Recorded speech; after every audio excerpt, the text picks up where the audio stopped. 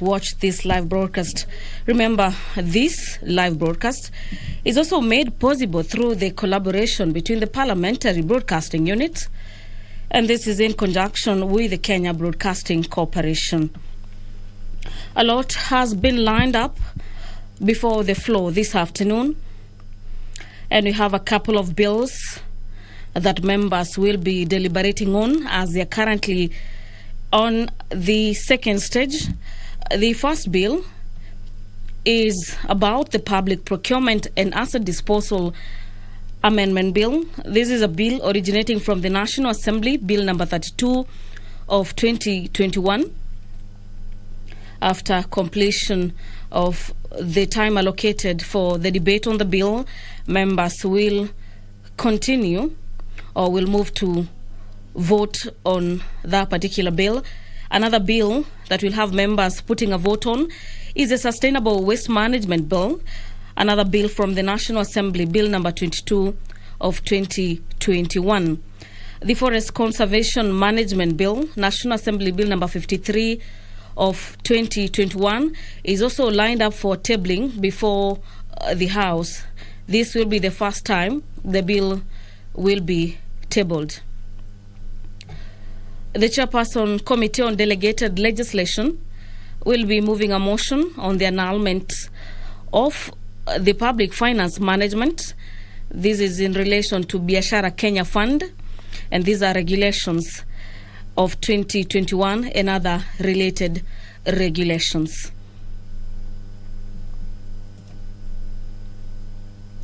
Another motion before the House this afternoon is the report on the annulment of the fiber crops regulations, a motion for 2020 by the Chairperson Committee on Delegated Legislation.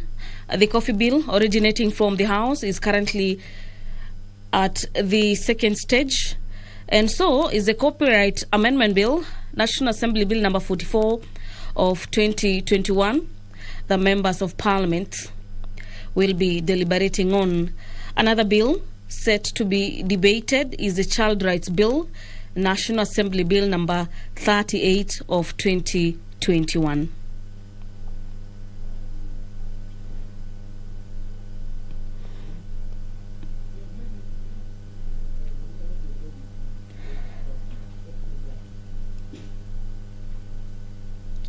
There will also be a petition on the degradation of the environment along Sondu Murio Dam. This is due to the failure by the Kenyan to comply with the Environment Management Conservation Act of 1995. And this will be done on behalf of Mwangaza Ambunya Community Development Group. Pursuant to provisions of Standing Orders number 42A subsection 5, a couple of members will be fielding questions for reply, and this is before various departmental committees. And just to highlight some of the members who have questions is member for Lugari, who will be seeking to ask the Cabinet Secretary to provide details on the amount of money paid to Kenya Power by each of the cement manufacturing firms. The member for Lugari will equally be seeking to understand that could the Cabinet Secretary also provide details of the outstanding electricity bills contributed to each of the current firms. And his four questions will be replied before the Departmental Committee on Matters Energy. The member for West Mugirango, Honorable Kemusi Mugaka, will be filling question before the Ministry of Transport to explain why funds for the maintenance of the rural roads, this is under the Roads Maintenance Levy Fund for the financial year 2021 and 2022, are yet to be dispersed. He has three questions that will be fielded before the Departmental Committee on Matters Transport, Public Works and Housing. The business of the House is just about to commence with the entry of the Speaker, Honorable Justin Muturi, who will be presiding over this afternoon session. My name is Gladys Mungai, and I'll hand you over for the live broadcast. Enjoy your viewing.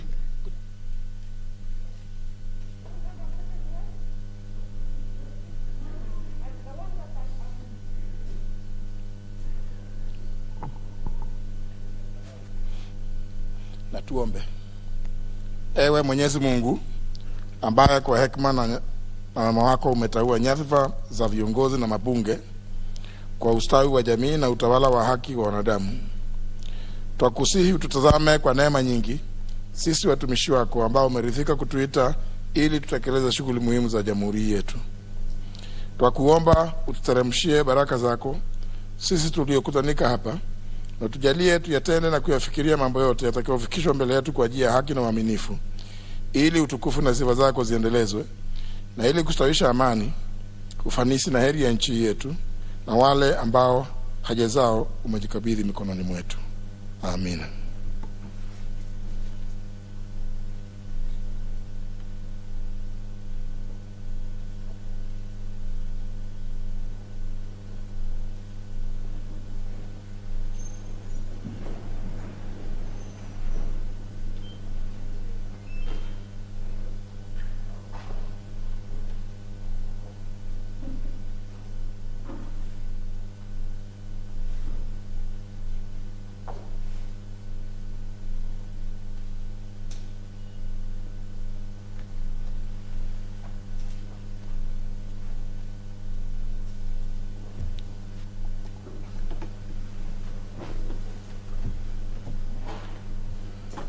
See with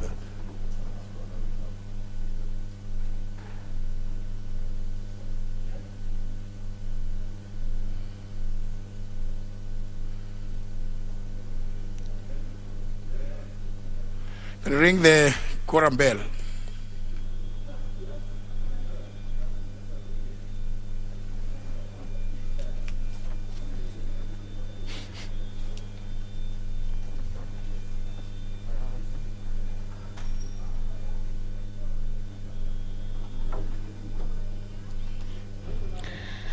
The Speaker of the National Assembly has just ordered that the quorum bell be rung for 10 minutes. This is to necessitate the House get the requisite number of a minimum of 50 members of Parliament to enable it transact business during this afternoon session. And just to continue with the highlights in the order of business, this afternoon is that the member for West Mugirango will also be seeking to understand from the Cabinet Secretary for Transport when the funds will be disbursed. This is given that there are just 4 months left to the current financial year. And finally, could the Cabinet Secretary also explain whether the Ekerunyo Ebwari Misambi Road, this is under construction, will be extended to Obwari, Gikendo and Nyamaiya Road. Questions by Honourable Member for South West Mugirango will be replied before the Departmental Committee on Matters Transport. Honourable Eden Duale, Member for Garissa Township, will be pursuant to Standing Orders number 42, subsection 2C, make the following statement. And the statement is in regards to the status of the contracts awarded to the foreign companies in the energy, infrastructure and matters the ICT sectors. His statement will be fielded to the Departmental Committee on Matters Transport and Public Works. Honourable Member for North Imenti, Honourable Abdul Rahim Dawood, will be asking the Cabinet Secretary for Matters Interior as well as coordination of the national government. What steps has the ministry taken? This is to ensure that Mr. Lewis Muthuri, who was allegedly abducted by the security officers, the date being the 11th of October last year, has been traced and reunited with his family. The Honourable Member will also be seeking to understand what is the status of the investigation. This is into that particular abduction, which was reported in Meru Police Station on 13th of October. And also what measures the ministry has put in place to address increased cases of mysterious forced disappearances of persons across the country. Honourable Member's question, Honourable Rahim Dawood, his questions will be fielded for reply before the Departmental Committee on Matters Administration and National Security. Honorable for Tharaka, Honorable Gitonga Murugara will be asking questions directed to the Teacher Service Commission.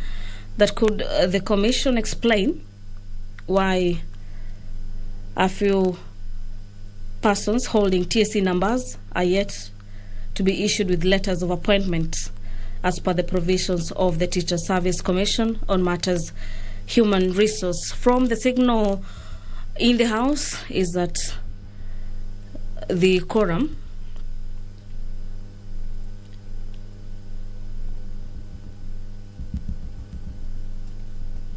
is about to get achieved to allow members to commence. Very well.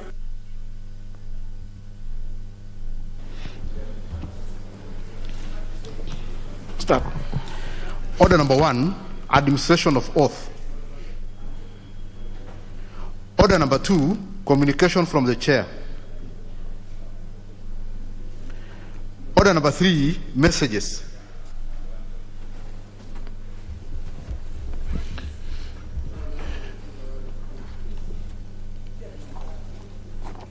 Honour members, this message number 1 for the year 2022 from His Excellency the President.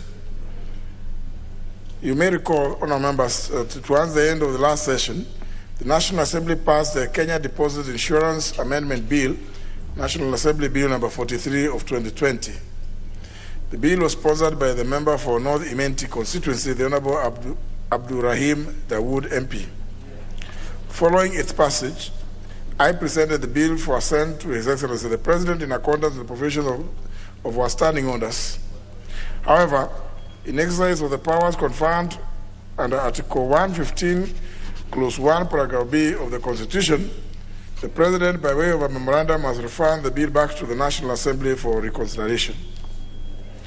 Honourable members, in his memorandum, the President has expressed reservations to Clause 2 of the bill, which seeks to amend Section 28 of the Kenya Deposit Insurance Act by deleting subsection 2 and introducing a new provision to prescribe 6 months as the waiting period for payment of compensation to a customer in respect of a protected deposit. Honourable members, the President notes that the proposed new subsection is inconsistent with Section 33, subsection 6 of the Act, which provides as follows, I quote, where the corporation is obliged to commence payment under subsection 1 in respect of any insurance deposits, the corporation shall, unless there are extraneous circumstances hindering the corporation, within 30 days after being appointed liquidator, make payment based on the records of the institution and the opinion of the corporation as regards entitlement of the amount claimed. Close the quotes. Honourable members, His Excellency the President also objects to the proposal on grounds that the profession is in conflict with paragraph 15 of the International Association of Deposit Insurance's core principles for effective deposit insurance systems, which provides as follows, and I quote, the deposit insurance system should reimburse depositors' insured funds promptly in order to contribute to financial stability. There should be a clear and unequivocal trigger for insurance depositor reimbursements. Close the quotes. Honourable members, the President has therefore recommended that the proposed amendment be deleted. His Excellency has also expressed reservations to the introduction of a new subsection 3 of Clause 2, which imposes a fine not exceeding 1 million shillings or imprisonment for a term not exceeding 3 years, or both, for contravention of the impugned provision. In this memorandum, the President notes that this new provision fails to provide for offences committed by corporate persons. The President therefore recommends that the proposed subsection be amended to include sanctions for offences committed by a body corporate. His recommended text is contained in the memorandum to the House. Honourable members, Standing Order 154, subsection 2, requires the House to consider the President's reservations within 21 days upon receipt of the memorandum. In this regard, the reservations of the President, as contained in his memorandum, now stand committed to the Departmental Committee on Finance and National Planning for consideration. The committee should table its report soonest to allow the House to consider the President's reservations within the same timelines. Honourable members, the consideration of the President's reservations will be done in accordance with the provisions of Article 115 of the Constitution, as well as the Speaker's communication made on July 28, 2015, relating to the consideration of the President's reservations to a bill and amendments thereto. I now direct the clerk to circulate the memorandum of His Excellency the President on the said bill to all members so that they familiarize themselves with the contents. Thank you, honourable members.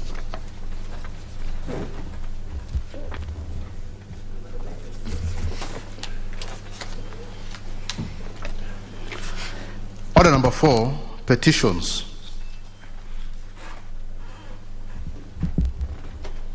Those who are making your way in, please take your seats.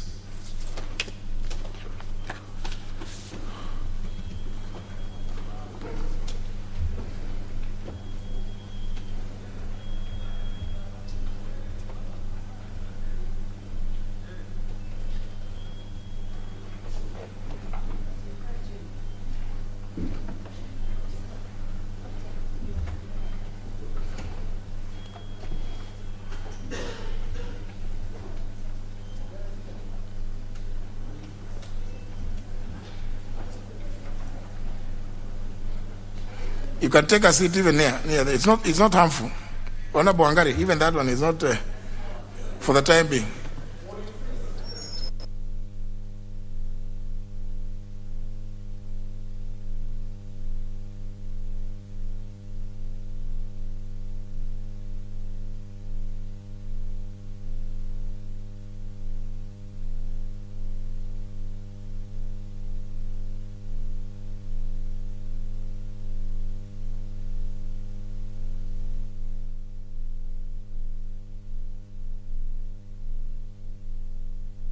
Report the House that a petition by members of Mwangaza Abunya Community Development Group on behalf of communities living around Sondu Miriu Dam in Nyakach constituency regarding the degradation of the environment along Sondu Miriu Dam due to the failure by the Kenya Electricity Generation Company, KenGen, to fully comply with the Environmental Impact Assessment of 1995. The petitioners lament that since completion of the dam in 2009, KenGen's reluctance to comply with the recommendations of the Environmental Impact Assessment report has exposed them to numerous environmental hazards. The petitioners state that KenGen has left winds to sprawl and cover the surface of the dam, consequently rendering the water unfit for domestic use, hampering water transportation and creating a breeding ground for mosquitoes and other dangerous animals like snakes. The petitioners also claim that KenGen reneged on executing the mitigation measures to containing malaria and other waterborne diseases, hence increasing chances of disease and mortality in the region. In addition, siltation at the dam has compromised the quality of water and occasioned loss of livestock due to infestation of liver flukes and lookworms. The petitioners further state that following construction of the dam, vital access roads were blocked, particularly the access road to Kabondo Sub-County Hospital, which has hindered emergency medical response.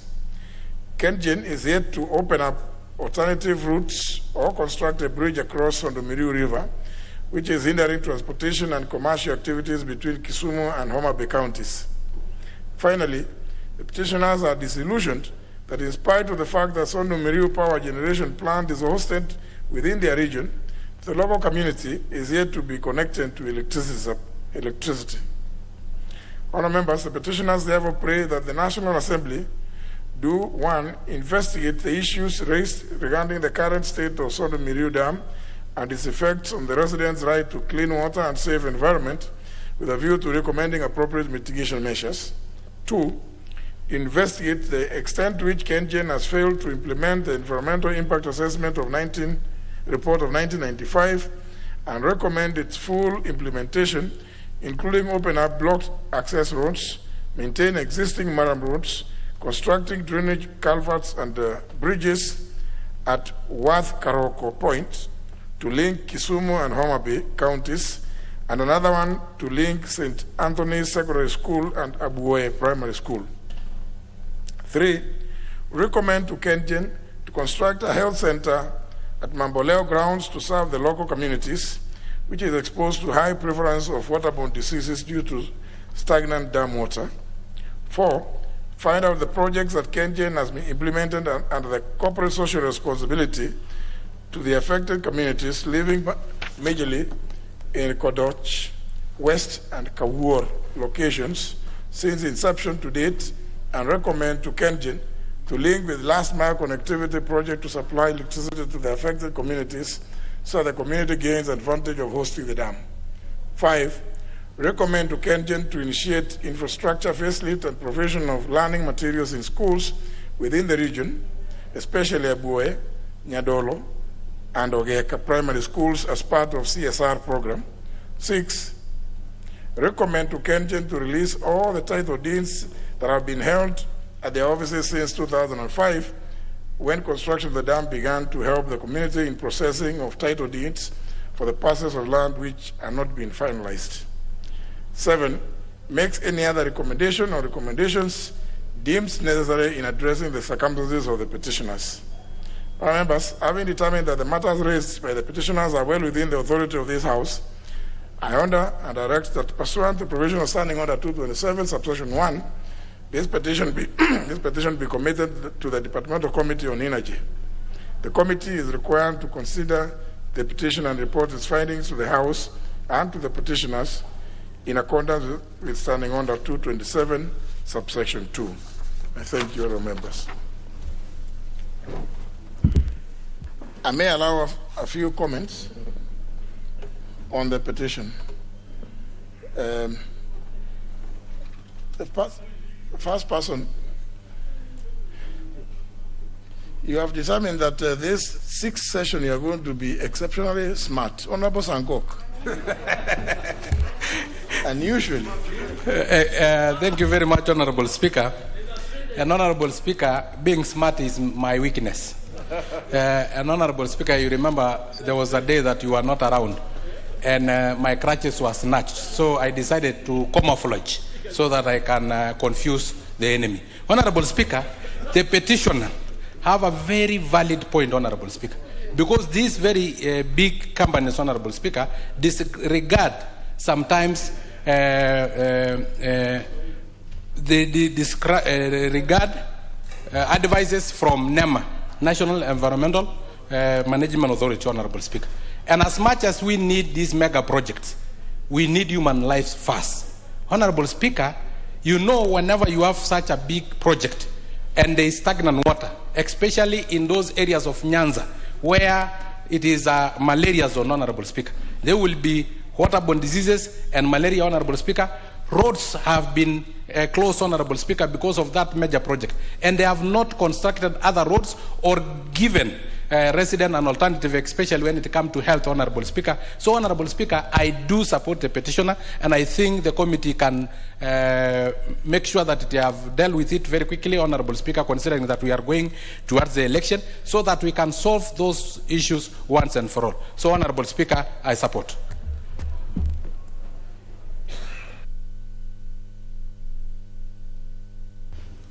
Member for Mumias East. Thank you, Honorable Speaker. Honorable Speaker, quickly let me join my brother Sankok in supporting the petitioner for this petition. Honorable Speaker, this petition is similar to the question I asked last year to Department of Roads, where after excavation of Maram, they leave open holes which are usually filled with water, and they have become a source of breeding grounds for mosquitoes, And even in my case in Mumias, we had 3 people who lost their lives. Therefore, Honorable Speaker, even this morning I was following what was happening on Mlembe radio. Honorable Speaker, you know Mlembe is a radio that covers our place. In Kakamega, this open sewer has become a dumping place for futures. And I think, Honorable Speaker, going forward, we need to include recovery of or filling up of these holes whenever a contract is done, so that we don't just leave it to the mercy of the contractor to come and recover the place. Honorable Speaker, this is a matter that needs to be looked at in detail, and I would wish the Committee of Energy to move fast and save the people of Sondu Meru. Thank you, Honorable Speaker. Member for Endebess. Thank you, Honorable Speaker, for allowing me to contribute to this petition by the people of Bondo. No, not Bondo, it is Kisumu. Nyakach. Honorable Speaker, Sondu Miriu is actually built on Rifangsoya. And Rifangsoya, the source of Rifangsoya is Endebess. It comes from Kimoson all the way through Namanjalala, and it goes all the way to Rifangsoya. Now, yes, it is a tributary to that, to Rifangsoya. Yes, those who know geography, leave alone Muse who doesn't know geography. So, Honorable Speaker, all areas that are supplying those areas, and Kengen actually, once they build the Sondu Miriu, they also have Takwel Coach, which is also supplying hydroelectric power to this country and supplying the western region. I think when the committee is looking into issues of corporate social responsibilities, the Kenyans should be able to distribute it evenly to where they are getting the supplies of the source of the water, even for those 7 Fox dams within Masinga dams and all the rest. I think it will be good to them to have a program that they can be able to distribute all over the country. With those few remarks, I support it. Member for Gilgil. Thank you, Mr. Speaker. I also rise to support this petition. And I think the issue of Kengen, Mr. Speaker, is quite spread, especially in the areas where they're operating, including my own constituency in Eburu area. And the emissions from these plants, Mr. Speaker, have a detrimental effect, not only to the plants, but to also the people that live around it. Mr. Speaker, this should be looked at holistically so that we know exactly how do we deal with these emissions. Mr. Speaker, just recently, we have iron sheets being corroded by the effects of these emissions. Mr. Speaker, this has not been addressed properly. The issue of CSR is very critical. The issue of employment is critical. And I think it should be by policy that in every area they're operating, the locals are entitled to about 70% of the employment activities around that area. That way, Mr. Speaker, they can be able to fend for their families, even when the initial primary activities like farming are affected. But with those few remarks, I support. Member for Kitui Central. Yeah, thank you, Mr. Speaker. Mr. Speaker, it's unbelievable to hear that such a big project did not consider an environmental impact assessment report. And I must thank the petitioners for raising this matter with this House, Honorable Speaker, because I think the question is a question of enforcement. And I think even as the committee deliberates on this matter, Honorable Speaker, it will be very important that they consider what the petitioners are saying, because, Honorable Speaker, we have seen in the past in this country where omission of consideration of the impact assessment, environmental impact assessment report has actually led to deaths. So I think it is important and urgent that this matter is considered and reported to this House, Honorable Speaker. I thank you. Member for Nyaribari Chache. Thank you, Honorable Speaker. I stand to support the motion. I was the petition, and I was whispering to Honorable former Majority Leader that the Nippon Koi, which did the project, is very close to my heart. Very professional company from Japan. I was telling that my first million profit ever on earth I made from that company, supplying them legitimately. So they're very professional people. They do a good job.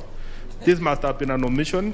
But having said that, Honorable Speaker, I want to agree with the petitioner that, Honorable Speaker, our corporate Kenya Power need to style up, need to up their game, Honorable Speaker. Where I come from in Nyaribari Chache, the way leaves, the way they have been fixed, is actually hindering development. We have a shortage of land, and when you have way leaves all over, without following any order, it affects the population, it affects the way of life, and we need to have it fixed, and have a better way of structure of fixing that. So I support the petition, and I hope they will do something to ensure that the people of Nyakachi, their quality of life is not affected by that mega project. I support. Member for Mandera West. Thank you, Mr. Speaker. I also stand to support this petition, and I have personal experience where the effect of Kengen causes disastrous damages. A good example is that when those Masinga dams and those other dams are full, they release a lot of water downstream from Garissa up to the Tana Delta there. All the farms are flooded. Families are displaced, some houses are waterlogged, and this happens every year, twice or at least once or twice every year, and the destruction is just too much, and nobody is there to compensate those families. What they do is they do their farming, they establish their even perennial crops and what have you. All of a sudden this water comes and washes them everything away. The families become destitute. They become refugees in some places, and then after a while, and then they come back again to do the same thing. I think there should be a way, some legislation has to be put in place so that such families are given notices and also they are compensated. Thank you. Member for Yatta. Thank you, Mr. Speaker. I also wish to support this petition. Mr. Speaker, mega projects should not be a curse to the local communities, Mr. Speaker. It's unfortunate that people in Sondomirio don't benefit on the use of the project, don't have electricity, and this has happened elsewhere. For example, come to Machakos County, Masinga Dam, Kitaru, Kiambere. And yet when you go to Masinga constituency, Yatta constituency, and most constituencies within the county, there's no electricity, Mr. Speaker. Mr. Speaker, likewise, another big mega project which has affected the local community negatively is a project which was funded by ADB in Kimira Olwoch at the shores of Lake Victoria, Mr. Speaker. An area which was not infested by mosquitoes, an area which had good roads, an area which never had flooding, Mr. Speaker. So it is very important, Mr. Speaker, when government is implementing projects, they look at proper implementation and they ensure the local communities, Mr. Speaker, do benefit but do not suffer. Thank you, Mr. Speaker. Finally, member for Emuru Dikir. Thank you, Speaker. I wish also to support the petitioners for this idea of dams or projects which are causing a lot of environmental integration in our areas. Speaker, you remember when we are doing any project in this country, Speaker, there is what we normally call environmental assessment, which is done by NEMA, and which approves as to whether that project should proceed, and if it proceeds, what are the regulations that the project or the contractors should follow so that they don't degrade the environment. Speaker, I say this because there's also a project I once visited, and which I come from around that village, called the Tare Dam. Speaker, there was a lot of environmental degradation, and even the people who live around there, most of them has been hospitalized because of what is the products of the drilling of that dam. Speaker, so I think whenever we're doing any business of constructing or doing doing dams or even other major projects, Speaker, the NEMA themselves should be able to give these people conditions.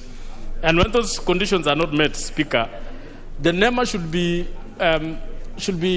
able to sue those people, or the people who are living in those particular environments should be able to sue the particular contractors who are doing those particular dams or doing those projects around there, Speaker.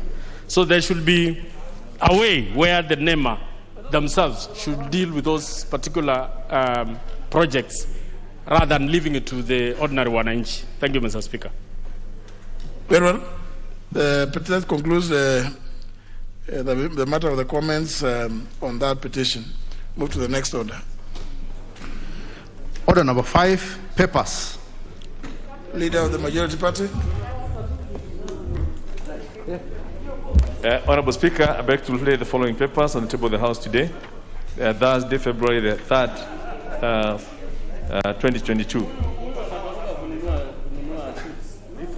Can I have some?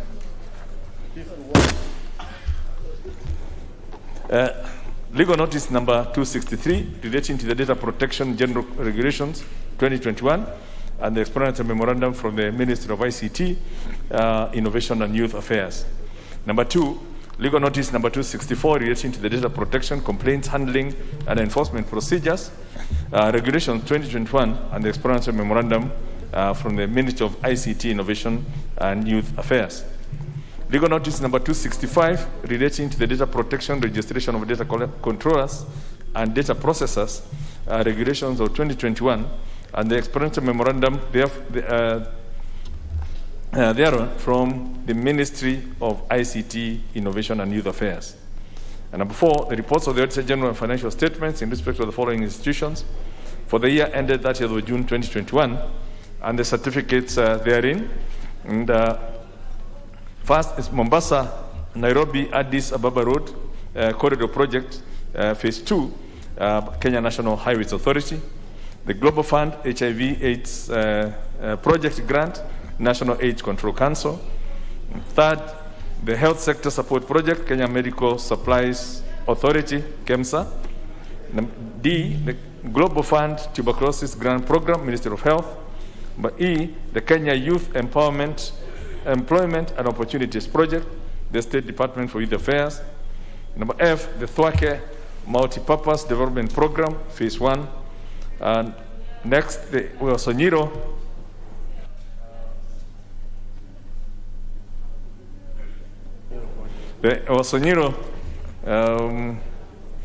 South Development Authority. Number H, the Emergency Locust Response Project, State Department for Crop Development and Agricultural Research. Then the next is the Regional Pastoral Livelihood Resilience Project, Ministry of Agriculture, Livestock, Fisheries and Cooperatives. The next is the Enable Youth Kenya Program, State Department for Crop Development and Agriculture Research. Then Kenya Youth Employment and Opportunities Project, Micro and Small Finance Enterprise Authority. The Timboroa Eldoret Road Rehabilitation Project, Kenya National Highways Authority. Then next is Port Reitz Moi International Airport Access Road, Kenya National Highways Authority. Next is Nairobi Southern Bypass Project, Kenya National Highways Authority. The Northern Corridor Rehabilitation Program, Phase 3, Kenya National Highways Authority. The Kenya Transport Sector Support Project, Kenya Civil Aviation Authority. The Nuno Modagashe Road Project, Kenya National Highways Authority. And Transforming Health Systems Universal Care Project Grant, Ministry of Health. The last batch is the reports of the Auditor General and financial statements in respect to the following institutions for the year ended 30th of June 2020 and the certificates therein. A, Kenya Institute of Mass Communication, the Numeric Machining Complex Limited, LAPSET Corridor Development Authority. Number D, Kirinyaga University, the Kenya Roads Board Operations, the Kenya Roads Board Fund, State Department for Infrastructure, the Kenya Marine and Fisheries Research, the Kenya National Shipping Line Limited, the Kenya Citizens and Foreign Nationals Management Service, the President's Award Scheme, National Research Fund, Universities Fund, the current Technical Training Institute for the Deaf, and the Kenya Law Reform Commission. Thank you, Honorable Speaker. Let's get these other documents tabled. The chairperson, Departmental Committee on Finance and National Planning. Oh, the Honorable Angwenyi, you are the acting chair. Honorable Speaker, I beg to lay on the following paper on the table of the House today, Thursday, February 3rd, 2022. A report of the Departmental Committee on Finance and National Planning on the vetting of Ms. Elizabeth Wangoi Mushiri, nominee for appointment as a member of the Salaries and Remuneration Commission, representing the National Police Service Commission. Thank you, Mr. Speaker, sir. Next order. Order number 6, notices of motion. Honorable Kamket. Thank you, Mr. Speaker. Mr. Speaker, sir, I beg to give notice of the following motion: that this House adopts the report of the Committee on Delegated Legislation on its consideration of the Public Finance Management Act Sinking Fund Guidelines 2021, laid on the table of the House on Tuesday, September 21, 2021, and pursuant to the provisions of Section 13 of the Statutory Instruments Act 2013, annuls in entirety the Public Finance Management Sinking Fund Guidelines 2021, published as Gazette Notice number 5085 of 2021. Secondly, Mr. Speaker, I beg to give notice of the following motion: that this House adopts the report of the Committee on Delegated Legislation on its consideration of the Environmental Management and Coordination, Impact Assessment and Audit Amendment Regulations 2016, laid on the table of the House on Wednesday, November 10, 2021, and pursuant to the provisions of Section 18 of the Statutory Instruments Act 2013, and Standing Order number 2104B, annuls in entirety the Environmental Management and Coordination, Impact Assessment and Audit Amendment Regulation 2016, published as Legal Notice number 149 of 2016. I thank you. Honorable Angwenyi. Thank you, Mr. Speaker. Mr. Speaker, sir, I beg to give notice of the following motion: that taking into consideration the findings of the Departmental Committee on Finance and National Planning on the vetting of Ms. Elizabeth Wangoi Mushiri, nominee for appointment as a member of the Salaries and Remuneration Commission, representing the National Police Service Commission, laid on the table of the House today, Thursday, February 3rd, and pursuant to the provisions of Article 250 2B of the Constitution, Section 7 of the Salaries and Remuneration Commission Act 210, and Section 3 and 8 of the Public Appointments Parliamentary Approval Act 2011, this House approves the appointment of Ms. Elizabeth Wangoi Mushiri as a member of the Salaries and Remuneration Commission. Thank you, Mr. Speaker. Right. Honorable Duale.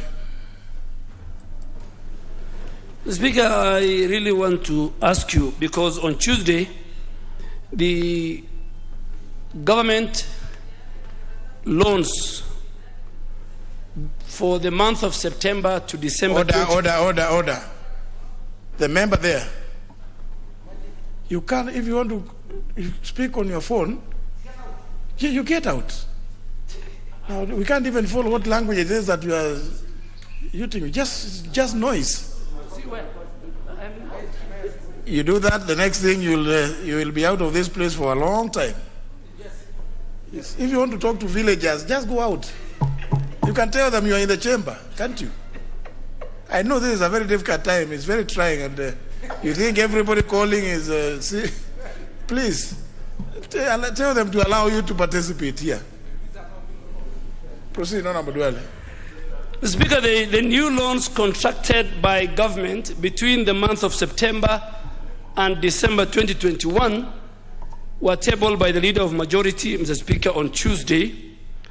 And, Mr. Speaker, in accordance with Parliament as an independent institution, I really want to ask you two things. One, that report, if is available in soft copy, should be publicized and put on the parliamentary website for the people of Kenya to see the level of borrowing. And secondly, Mr. Speaker, in the last 9 years, the Budget and Appropriation Committee have been presenting to the House the debt report as part of the BPS. That has been the tradition. Speaker, I really want you to ask that this year, in line with the advice given by the Parliamentary Budget Office, that the Budget and Appropriation Committee tables a report on the debt separate before we discuss the budget policy statement in this report. And finally, Mr. Speaker, and I don't want to speak for him, he's in the House. Speaker, this is the last session, and we'll be very happy, as you directed earlier, if we can discuss Honorable Bunyasi's bill on the establishment of an independent institution that will deal with the debt in our country, Mr. Speaker. This advice by the Parliamentary Budget Office has not... it is a director at who? Because I've not been... who are they advising? Mr. Speaker, in fact, they have been advising the Budget and Appropriation Committee. And the chair sitting here can confirm. They have been advising even the previous chairs of Budget and Appropriation Committee. These are an advice they have been giving, and it is in the Hansard. So it's with the... So I'm sure the chair of Budget can confirm that advice has been given. Speaker, at least I can confirm that. So, Speaker, we need to discuss the debt as a separate report before we discuss the budget policy statement. That is the only thing I'm asking.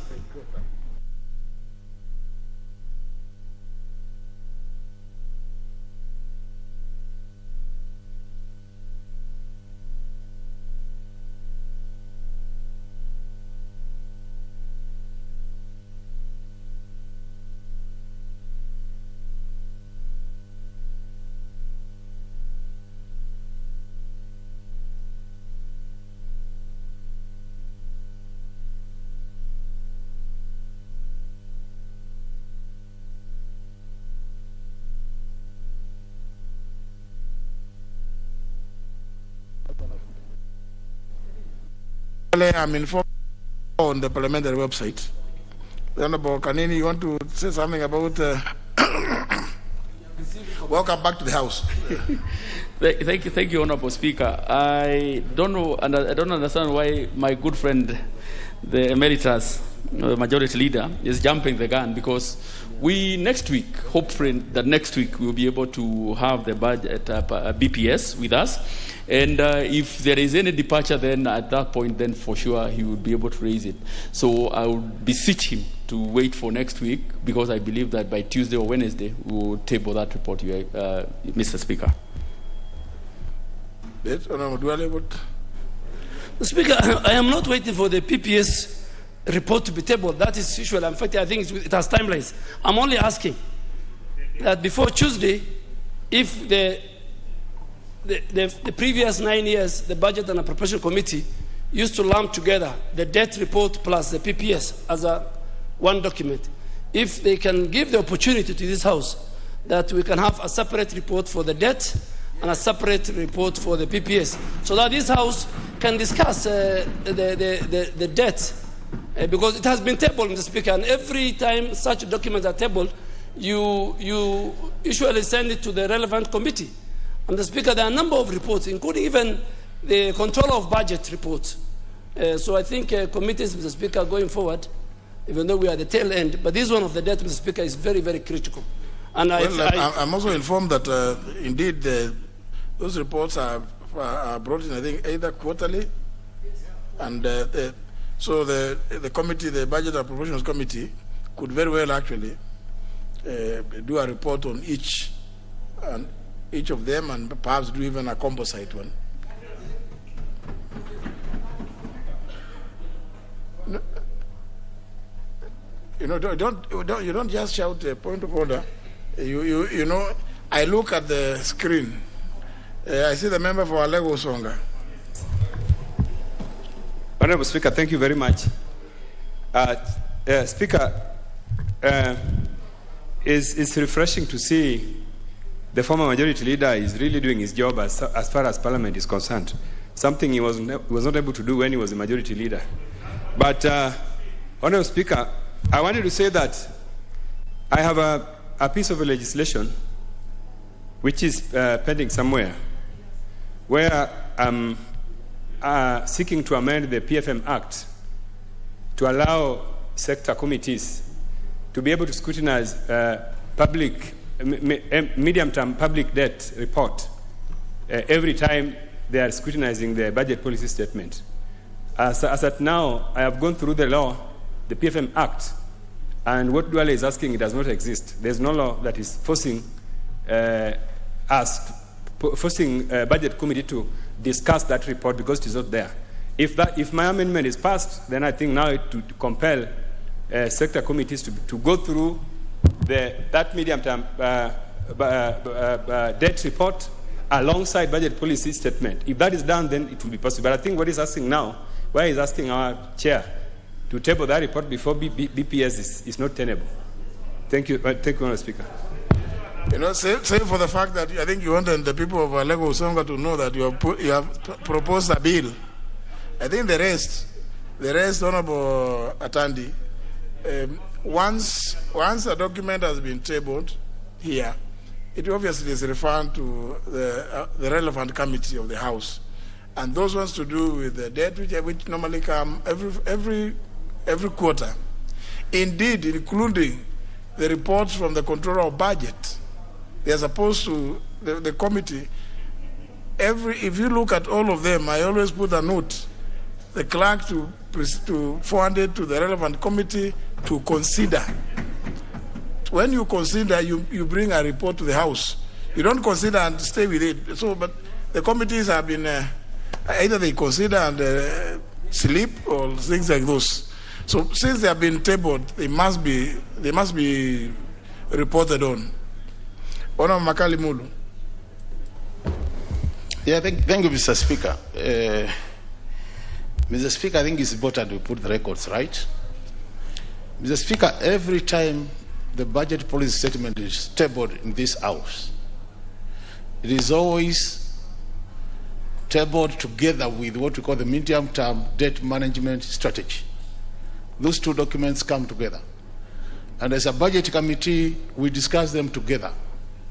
So unless Duale says he wants a special report, which will be talking about the debt management specifically, the report which is presented by the budget committee will always have a component on debt management. Why do we do that, Honorable Speaker? Honorable Speaker, if you look at the current budget policy statement, it is proposing a budget of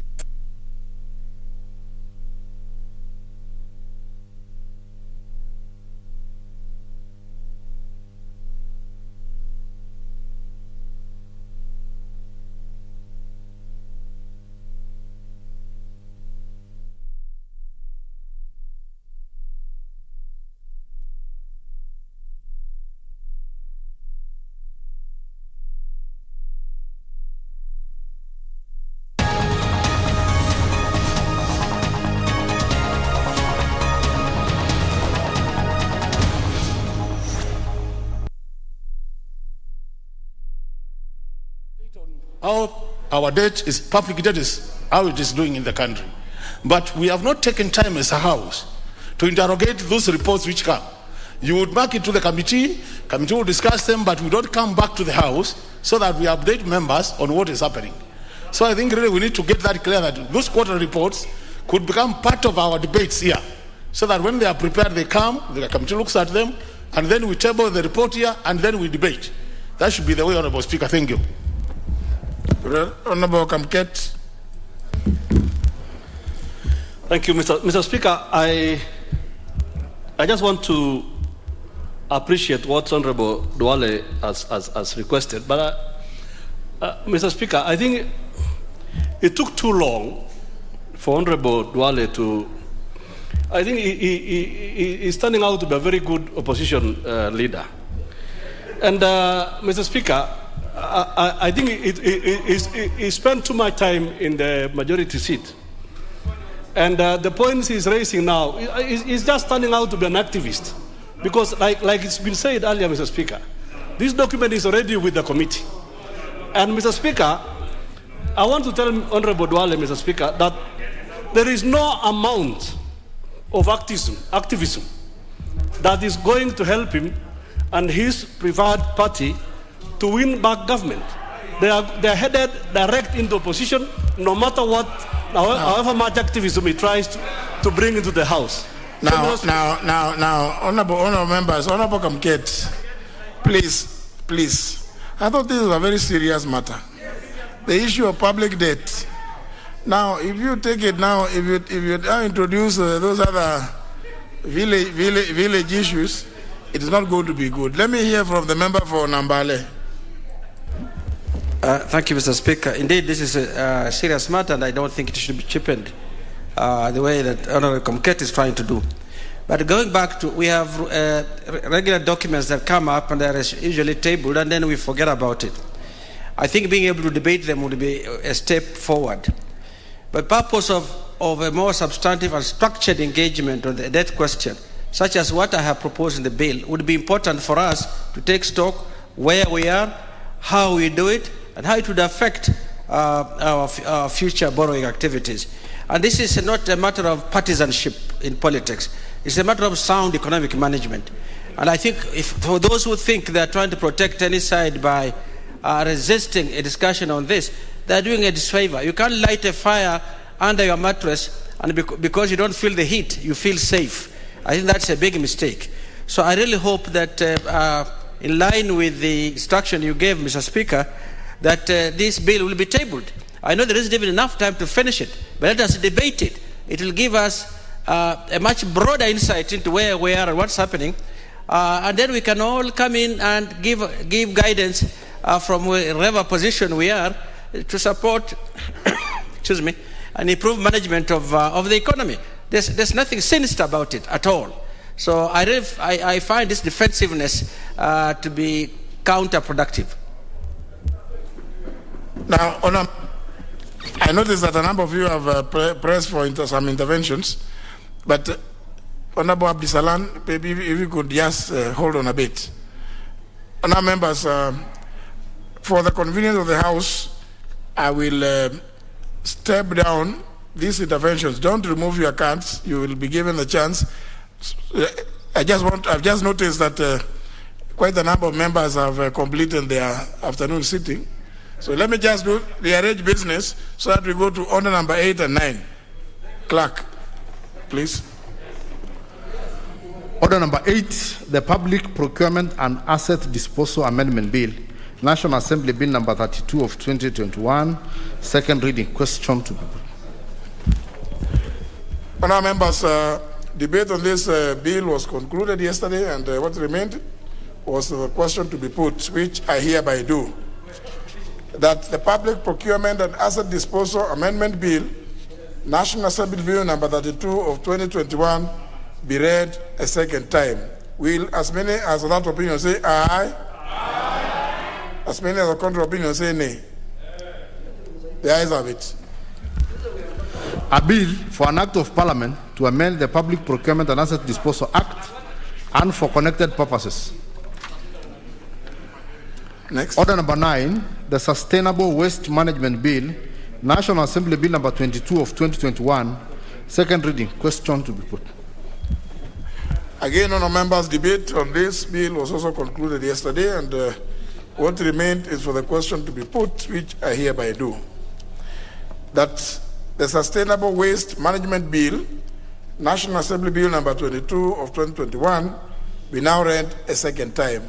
Will as many as of that opinion say aye? Aye. Will as many as of the contrary opinion say nay? The ayes have it.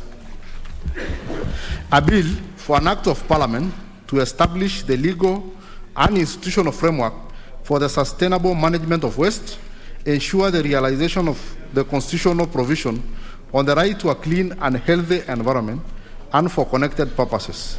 Go to the next order. That number 10. Order number 10, the Forest Conservation and Management Amendment Bill, National Assembly Bill number 53 of 2021, first reading. A bill for an act of parliament to amend the Forest Conservation and Management Act 2016. Very well. Now we'll go back to the interventions. Please make them brief and to the point. Don't engage in unnecessary shenanigans which could cause excitement. Honorable Sankok. Thank you very much, Honorable Speaker. And Honorable Speaker, I think we are all saying the same thing, only in different styles, depending on where you are born and brought up from. Honorable Speaker, because Honorable Ndwale, what he have requested, His Excellency Ndwale, is that we need to see the debt, first of all, before we go to BPS, so that we can understand, so that we can match the two and compare and see where we are. So what is wrong with asking? And I think Honorable Kanini Gega have confirmed that he have received, I have not said she, I have said he have received recommendation from the budget office. And you know, sometimes I may confuse, you know, depending on how you talk, I may confuse you whether you are a he or a she. So, Honorable Speaker, therefore, he have received some recommendation from the budget office that we really need to separate the two reports so that we can understand, we can digest, we can internalize, so that we really make sure that we control also the issue of debt ceiling in this country. So we are all saying the same thing. Apart from Honorable Atandi, I think he's so much used to WhatsApp, but this one is a very serious matter. Honorable Atandi. Thank you. Member for Endebess, what's your intervention?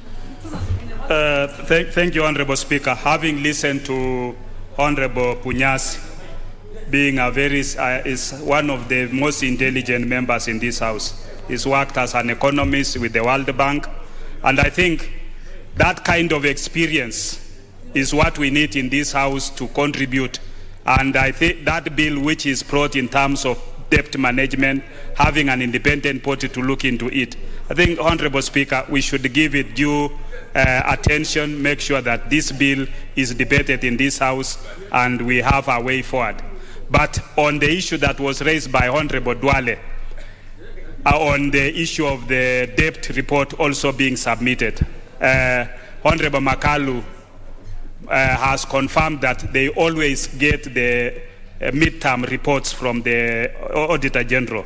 I think it's important that this is also, we have a debate on it so that as much as the Budget Committee is going to bring both reports that are attached, which is just for the annual, but I think we need to look at the debt. Where are we as a country? How do we move forward?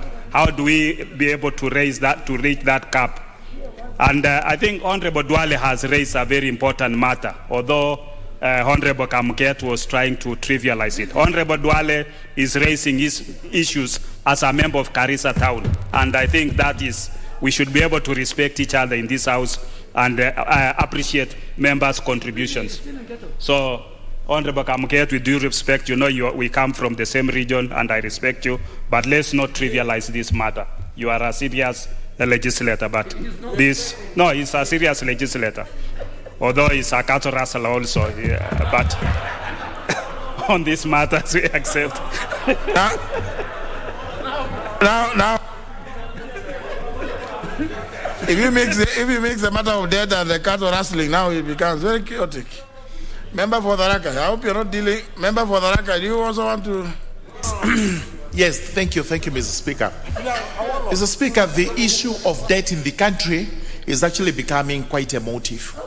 And everywhere we go, including the rural constituencies, you hear them talking about escalating debt. Therefore, it is vitally important that we separate these other reports from this particular item of the country's debt. We are not happy to hear what is happening in Zambia or other countries where this is spiraling into unmanageable levels.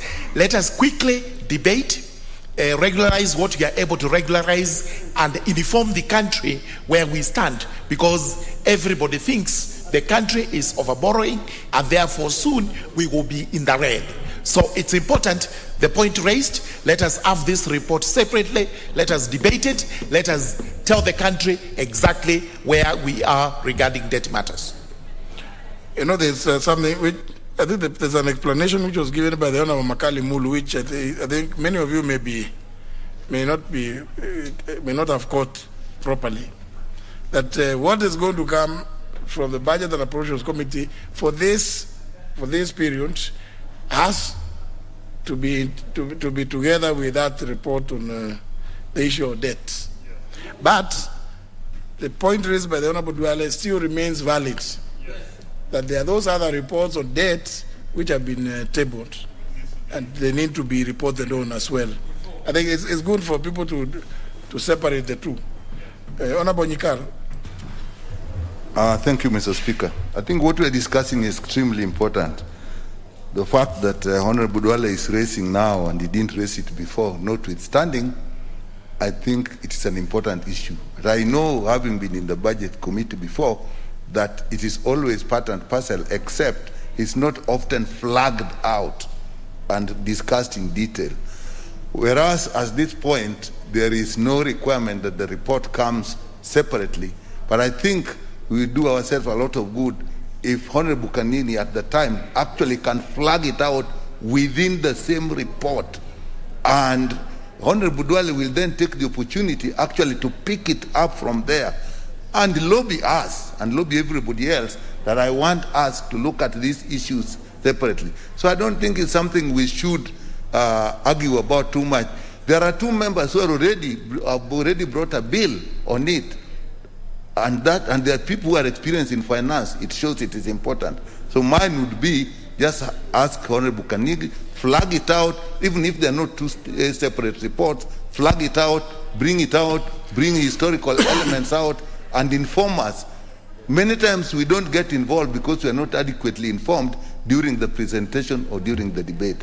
But something in future, the two bills, if passed, will actually now make it mandatory that we have the two reports. Thank you.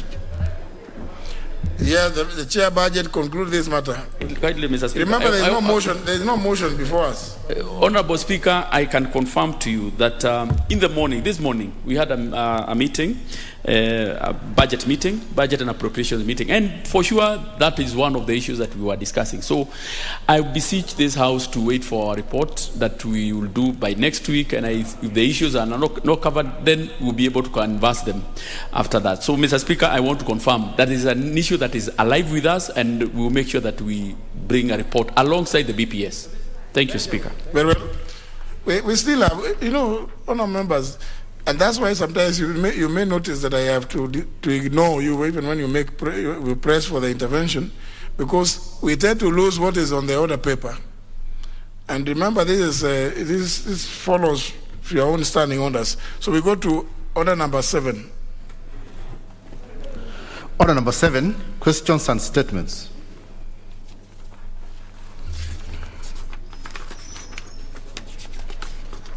The first question is by the member for Lugari. Thank you, Mr. Speaker. I rise to ask question number 003, 2022, directed to the Cabinet Secretary for Energy. Could the Cabinet Secretary provide details on amount of money paid to Kenya Power by each of the cement manufacturing firms in the country per month for electricity power consumption in 2020 and 2021? Could the Cabinet Secretary also provide details of the outstanding electricity bills attributed to each of the cement firms? 3, could the Cabinet Secretary explain the reason which have led to the decline in financial performance by Kenya Power? And finally, what specific measures has the government initiated to return the company to profitability? Thank you, Mr. Speaker. Well, question will be replied to before the Departmental Committee on Energy. Next question is by the member for Tharaka. Thank you, Mr. Speaker. Mr. Speaker, I rise to ask question number 004 of 2022 to the Teachers Service Commission. Number 1, could the Commission explain why Mr.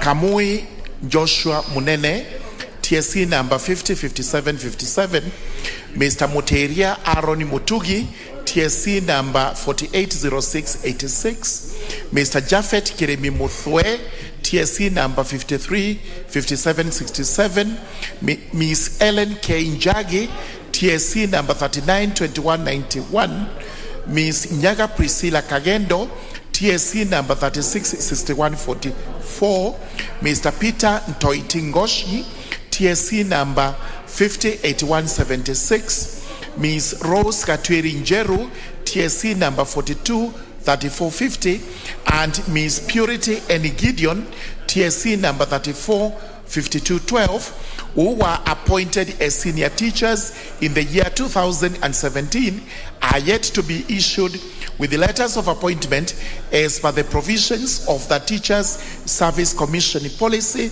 on human resource. And number 2, could the Commission provide the timelines within which the said teachers shall be issued with their respective letters of appointment? Thank you, Mr. Speaker. Question will be replied to before the Departmental Committee on Education and Research. The next question is by the member for West Mugirango, the Honorable Kemosi Mogaka, who has written to me requesting deferment.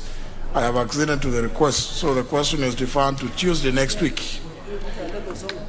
Last question is by the member for North Imenti, Abdul Rahim. Thank you, Mr. Speaker. Mr. Speaker, I want to ask question number 18 of 2022 to the Cabinet Secretary for Interior and Coordination of National Government.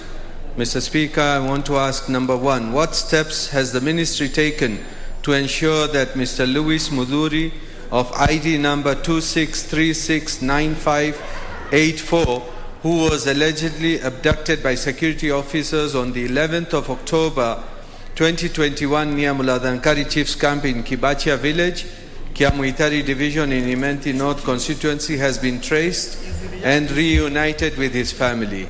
2, what is the status of investigations into the abduction of the named persons which was reported in Meru Police Station on the 13th of October 2021, Vide OB number 98/13/10/2021.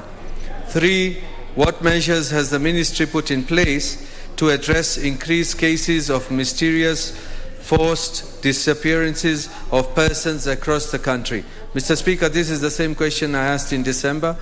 The chair had promised to give me during the break because it was a serious issue, but to date I have not seen it. But one of my constituents has been found in Yala, from Meru up to Yala. Now this is another one, and I hope one of our other politicians who was last year was taken from somewhere along the road. I hope Mr. Mbijewe, we won't find him in Yala as well. Mr. Speaker, I want more. We need to know more about this thing. Thank you. The question will be replied to before the Departmental Committee on Administration and National Security. The next segment is statements. Request for statement. There's one by the Honorable Dwale. Honorable Speaker, pursuant to the provisions of Standing Order 44-2C, I rise to request for a statement from the chairperson of the Departmental Committee on Transport, Public Works, Housing regarding the status of contracts awarded to foreign companies in the energy, infrastructure, and ICT sectors. Honorable Speaker, the status of the public debt as at 31st September 2021 indicates that the gross public debt increased by 875.7 billion to Kenya shillings 7,996.3 billion compared to 7,120.6 billion as at the end of September 2020. Speaker, the gross public debt comprised of 50.8% external debt and 49.2% domestic debt. The National Treasury, Mr. Speaker, attributes the increase in the public debt during the period to external loan disbursement, exchange rate fluctuations, and uptake of domestic debt during the period. Honorable Speaker, the pending bills are mainly in the roads and energy sector.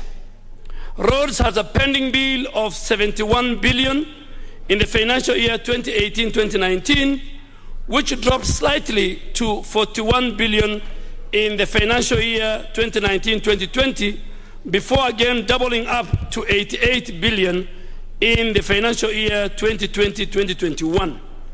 Honorable Speaker, the government paid approximately 645 billion, or 65% of the total actual expenditure of 975.2 billion in the energy, infrastructure, and the IC sector to companies that were linked to China or which were Chinese state-owned companies, among other foreign enterprises.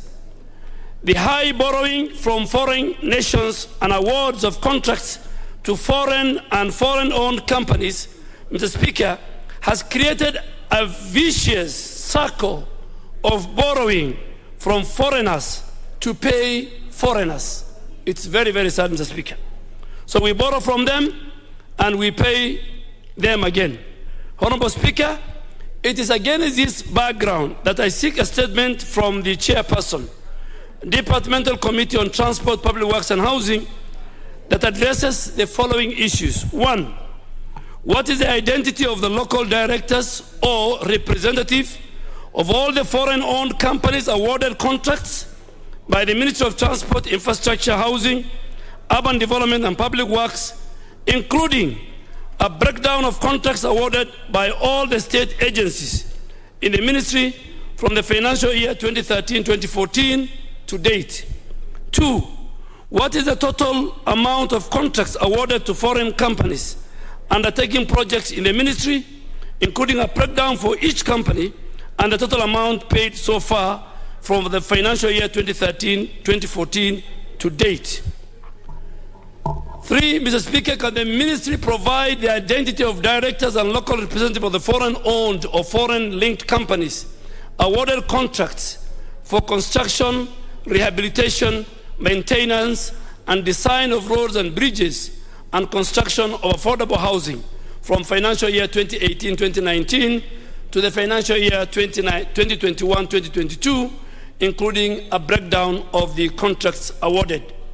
4, could the ministry provide a breakdown of the total number of professional engineering graduates, Kenyan engineering graduates, employed by foreign-owned or foreign-linked companies from the financial year 2018-2019 to financial year 2021-2022.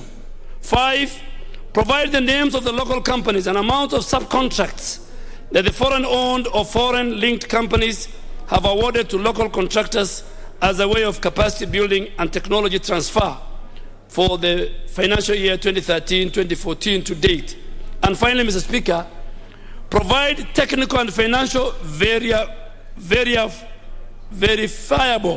measures that the government has put in place to support local contractors in effecting and competing against state-backed companies from other nations like China.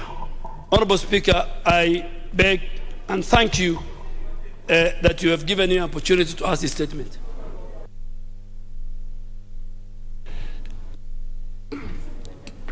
Chair Transport is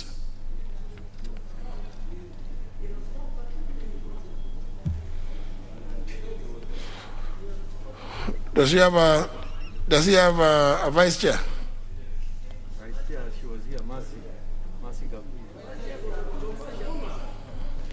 Okay. Well, anyway, the request will be channeled through the Office of the Leader of Majority.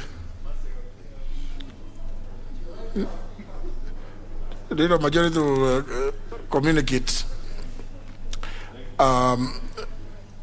Next segment, the statement by the Leader of Majority.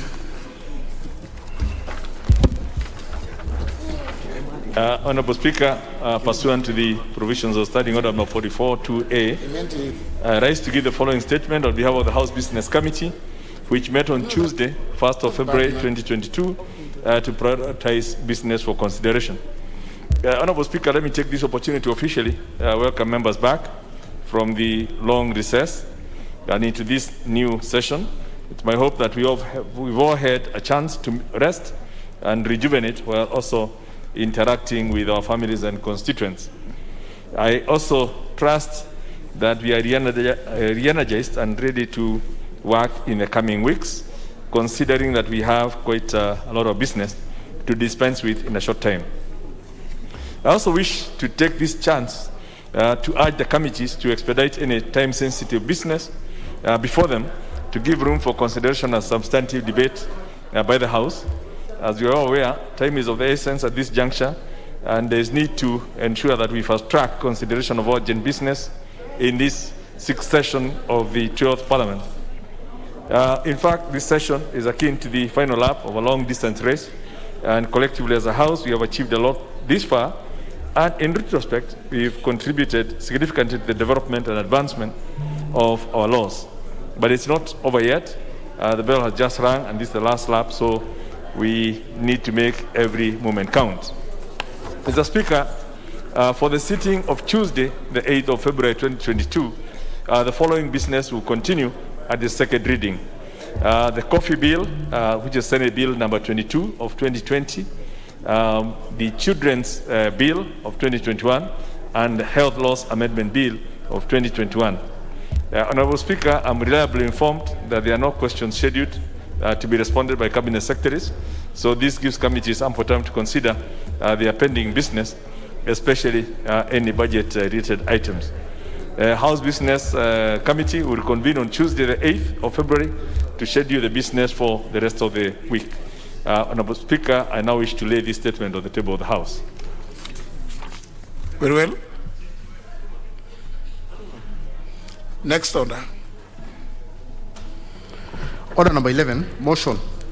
Report on annulment of the Public Finance Management Biashara Kenya Fund Regulations 2021 and other related regulations. Honorable Kamket. Yeah, Mr. Speaker, sir, I beg to move that this House adopts the report of the Committee on Delegated Legislation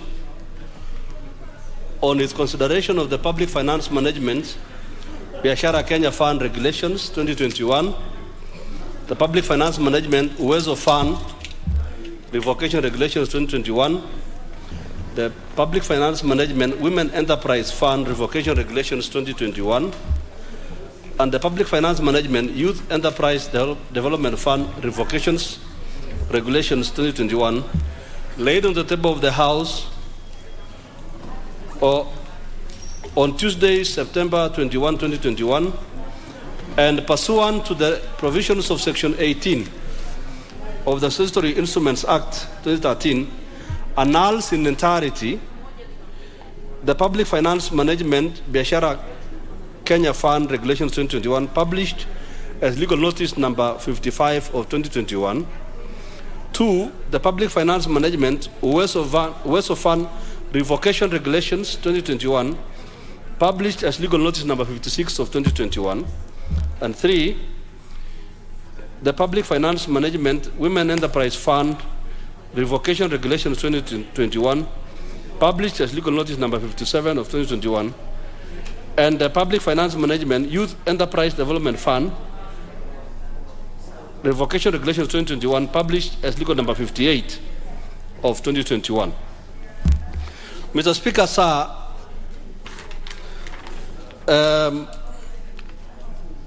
The Biashara Kenya Fund regulations were made by the Cabinet Secretary for National Treasury and Planning pursuant to Section 24(4) of the PFM Act 2012.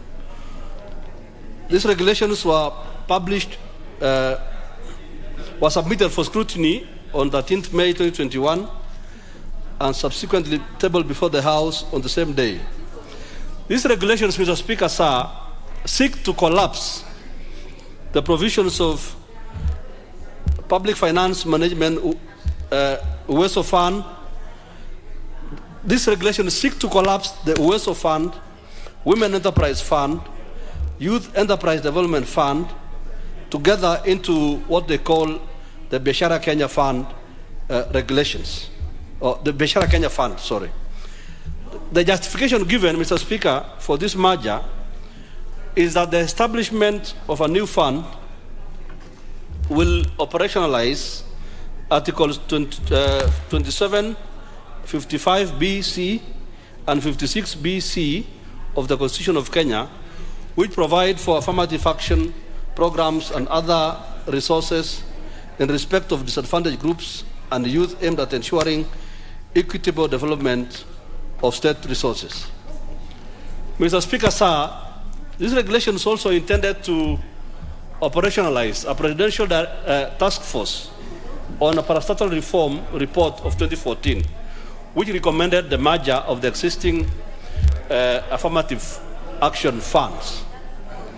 The source of the fund would be an initial capital of 2.5 billion Kenya shillings appropriated by this House. Mr. Speaker, sir, the committee held several meetings with the National Treasury and Planning in respect to the draft regulations. More particularly, during these meetings, the Cabinet Secretary made submissions to the committee on the regulations on 1st February 2021 at White Sands. On Thursday, the Cabinet Secretary again came back and made representations to the committee. During these meetings, Mr. Speaker, sir, pertinent issues were raised by concerning the proposed regulations, the proposed merger. Pursuant to Section 13Q, Mr. Speaker, sir, of the Statutory Instruments Act, the committee made a resolution with the National Treasury and came up with the following concerns. These are the concerns that the committee raised. Mr. Speaker, sir, number one, on the Statutory Instruments Act, the committee noted that the new regulations seek to deliberately revoke the role of the Member of Parliament and other political officers involved during the disbursement of funds for purposes of oversight and monitoring. So in short, Mr. Speaker, sir, these regulations seek to render the Member of Parliament irrelevant in the disbursement of the funds. Number two, Mr. Speaker, sir, the requirement for disbursement of funds through financial intermediaries, as stipulated in the regulations, the committee observed that that is a contravention of Section 13(1) of the Statutory Instruments Act, as it makes rights, liberties, and or obligations of the potential and intended beneficiaries from the fund unduly dependent on insufficiently defined administrative powers. Mr. Speaker, sir, the committee further noted that it may be imperative that the regulation-making authority considers reducing the stipulated maximum amount proposed lent to the beneficiaries to allow for more citizens falling within the affirmative action bracket to benefit from the fund. The committee further, Mr. Speaker, sir, noted that the provision on investment of idle funds would offend Section 13G of the Statutory Instruments Act, as it imposes direct expenditure from the consolidated fund or other public revenues. Mr. Speaker, sir, furthermore, the committee noted that pursuant to Section 13C of the Statutory Instruments Act 2013, the regulations contain a subject matter that is incidental or ancillary to the constitutional economic rights of sections of Kenyans. Hence, therefore, the regulations contain a matter which, in the opinion of the committee, should more properly be dealt with in an act of parliament through a more vigorous parliamentary process. Mr. Speaker, sir, the committee further noted that the Treasury and other stakeholders ought to review the monetary qualifications of various categories of enterprises in a way that is more considerate than what is contained in the regulations. Mr. Speaker, sir, the committee noted that there ought to be use of percentages or ratios in lending out monies to the beneficiaries or a more rational approach to be employed. Mr. Speaker, sir, at a further meeting, consultative meeting with the regulation-making authority, the committee made these representations to the minister. But, Mr. Speaker, sir, the committee noted that all these considerations were not taken into account, and furthermore, when we look at the regulatory impact assessment, the committee scrutinized the regulations in accordance with the Constitution and other relevant laws with the National Assembly standing orders, and observed further that the regulations contravene Section 6, 7, and 8 of the Statutory Instruments Act 2013 that requires the regulation-making authority to carry out a regulatory impact assessment and submit the same to Parliament as required by these sections of the law.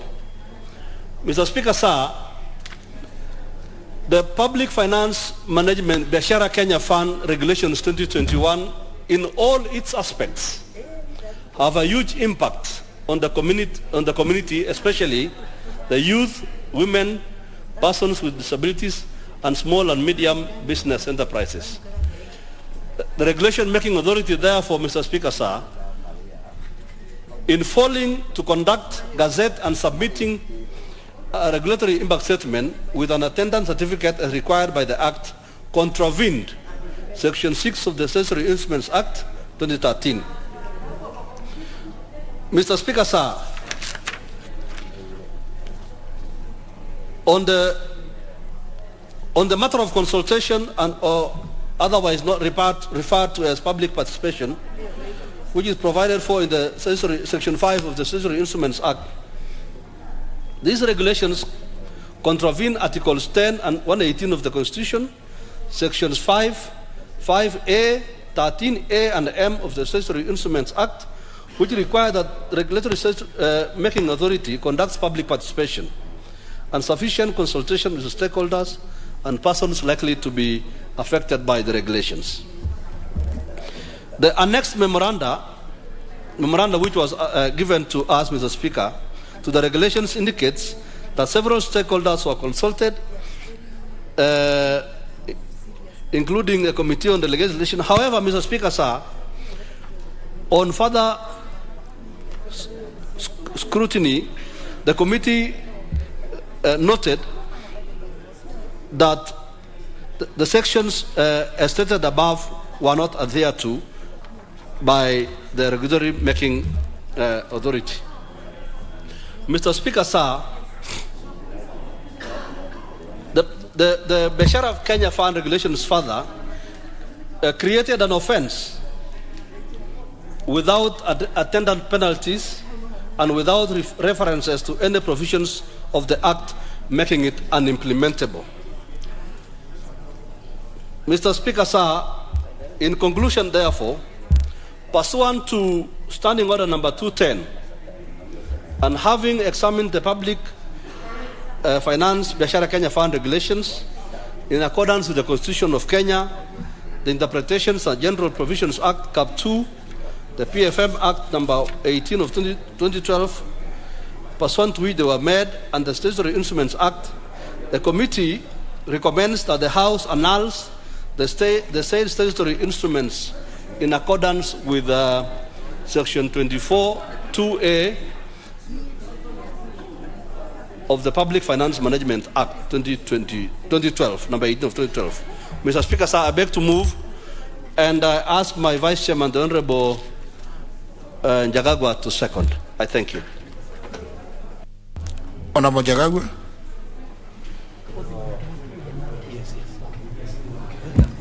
Thank you very much, Mr. Speaker. I would not have put it any better than what my chairman has said.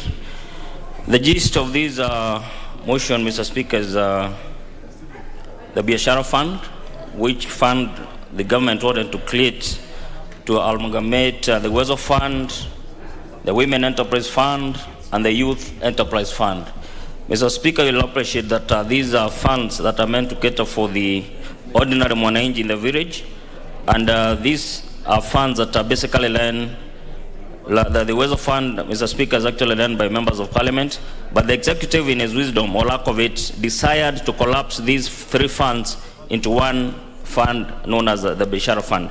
Mr. Speaker, the reasoning for this amalgamation was that they wanted to cut down on costs, that these three funds are simultaneously run in different offices, they have different staff, so they incur a lot of expenses and costs for purposes of running these funds.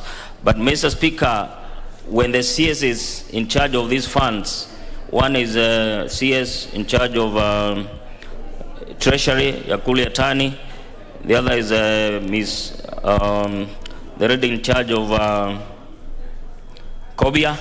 When they appeared before us with their respective PSs, they outrightly ignored the members' questions. They actually evaded responding to our questions. And even in some instances, Mr. Speaker, they would take down the notes and say that we'll come back to you with substantive answers. And as at the date that we met to annul these regulations, Mr. Speaker, they are not giving us any answers. In our submissions, we thought that they were outright one, either ignoring the committee and parliament for that matter, or they were actually not interested in what the members, the pertinent issues that were raised by particular members of parliament. So in short, Mr. Speaker, we also realized that there was minimal public participation. The only body that they quoted having particularly consulted was a committee on delegated legislation. And these, and Mr. Speaker, these are funds that will impact on many Kenyans, the women, the youth, persons with disability, and they didn't care. They cared less whether they consulted them or not. That is a clear contravention of the Constitution, which behoves that anybody who is making regulations must particularly consult the people that will be affected by the regulations that they are making. But they found it not necessary to consult or get the input from those people. Mr. Speaker, having come to that conclusion, we felt that one, the executive really wanted to cut out the members of parliament in running of these funds. And we felt them having not consulted widely, having misread the committee, and having refused to answer our questions, we felt that these funds, these regulations must, Mr. Speaker, be annulled in their entirety. With those few remarks, Mr. Speaker, I second. Thank you.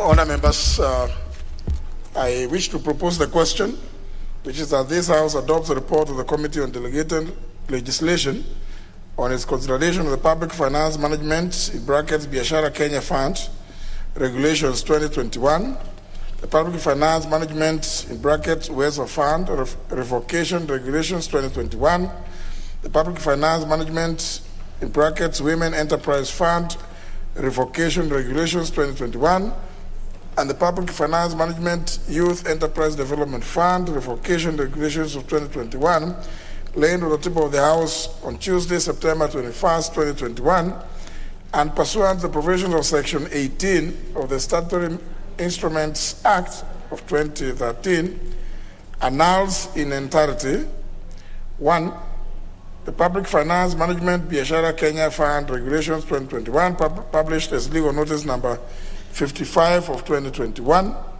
2, the Public Finance Management Wezo Fund Revocation Regulations 2021, published as legal notice number 56 of 2021. 3, the Public Finance Management Women Enterprise Fund Revocation Regulations 2021, published as legal notice number 57 of 2021. And finally, the Public Finance Management Youth Enterprise Development Fund Revocation Regulations 2021, published as legal notice number 58 of 2021. Honorable Itonga Murugara. Thank you very much, Mr. Speaker. Speaker, I rise to support the adoption of the report of the Committee on Delegated Legislation regarding this particular piece of legislation that was brought before the committee.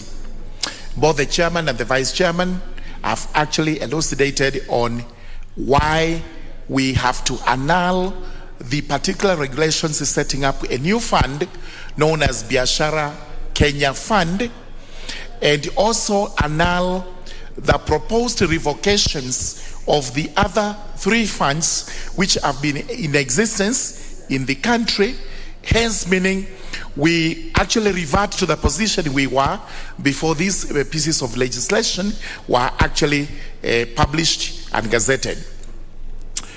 The position is that when the committee looked at the Biashara Kenya Fund, this appears to be a new type of a fund created in which government revenue would actually be taken to certain banks and financial institutions, and anyone would walk in, borrow the money for purposes of development. This is in contrast to what Uwezo Fund is, which we very well know, and we also know how Uwezo Fund was created such that today we have a form of a revolving fund in the constituencies which vulnerable people in the society borrow for purposes of their own self-development. The same applies with the Women Enterprise Fund. It was created in the same manner. It has been working very well, especially in the rural constituencies where money is scarce. The Youth Enterprise Fund is not very well endowed. I think it does not work very well. And the government needs to relook at this so that we know why we have such a fund, and yet most of the time the youth is not able to access money that they can use for their own businesses and whatever else they want to do. The Youth Enterprise Fund, the Women Enterprise Fund, and the Uwezo Fund are actually examples of how we can uplift standards of people who are down the ladder, the downtrodden, the hustlers down there, those who do not have the capacity to actually go into a bank and borrow money. They are able to be assessed in a manner that is lenient, in a manner that is friendly, to access funds for whatever development they want. This Biashara Fund, in essence, was actually introduction of the numerous, another of the numerous trickle-down effect way of lending, especially through banks, such that whoever had money, whoever had capacity, whoever qualified would go to the banks and draw money meant for the vulnerable for their own development. Having looked at this, and the reasons given in our report, it is clear that Biashara Fund may not be friendly to those people who are supposed to benefit from Uwezo Fund, from Women Enterprise Fund, and from the Youth Fund. This is one of the reasons that actually drove us to annul that piece of regulation and also annul the other proposed revocations so that we revert to the status quo which we have today, whereby we have the Uwezo Fund, we have the Women Enterprise Fund, and the Youth Fund, which we as members of parliament have actually some control over, and which actually we ensure is disbursed in a manner similar to how we disburse CDF bursaries. With those remarks, I actually beg we support this report.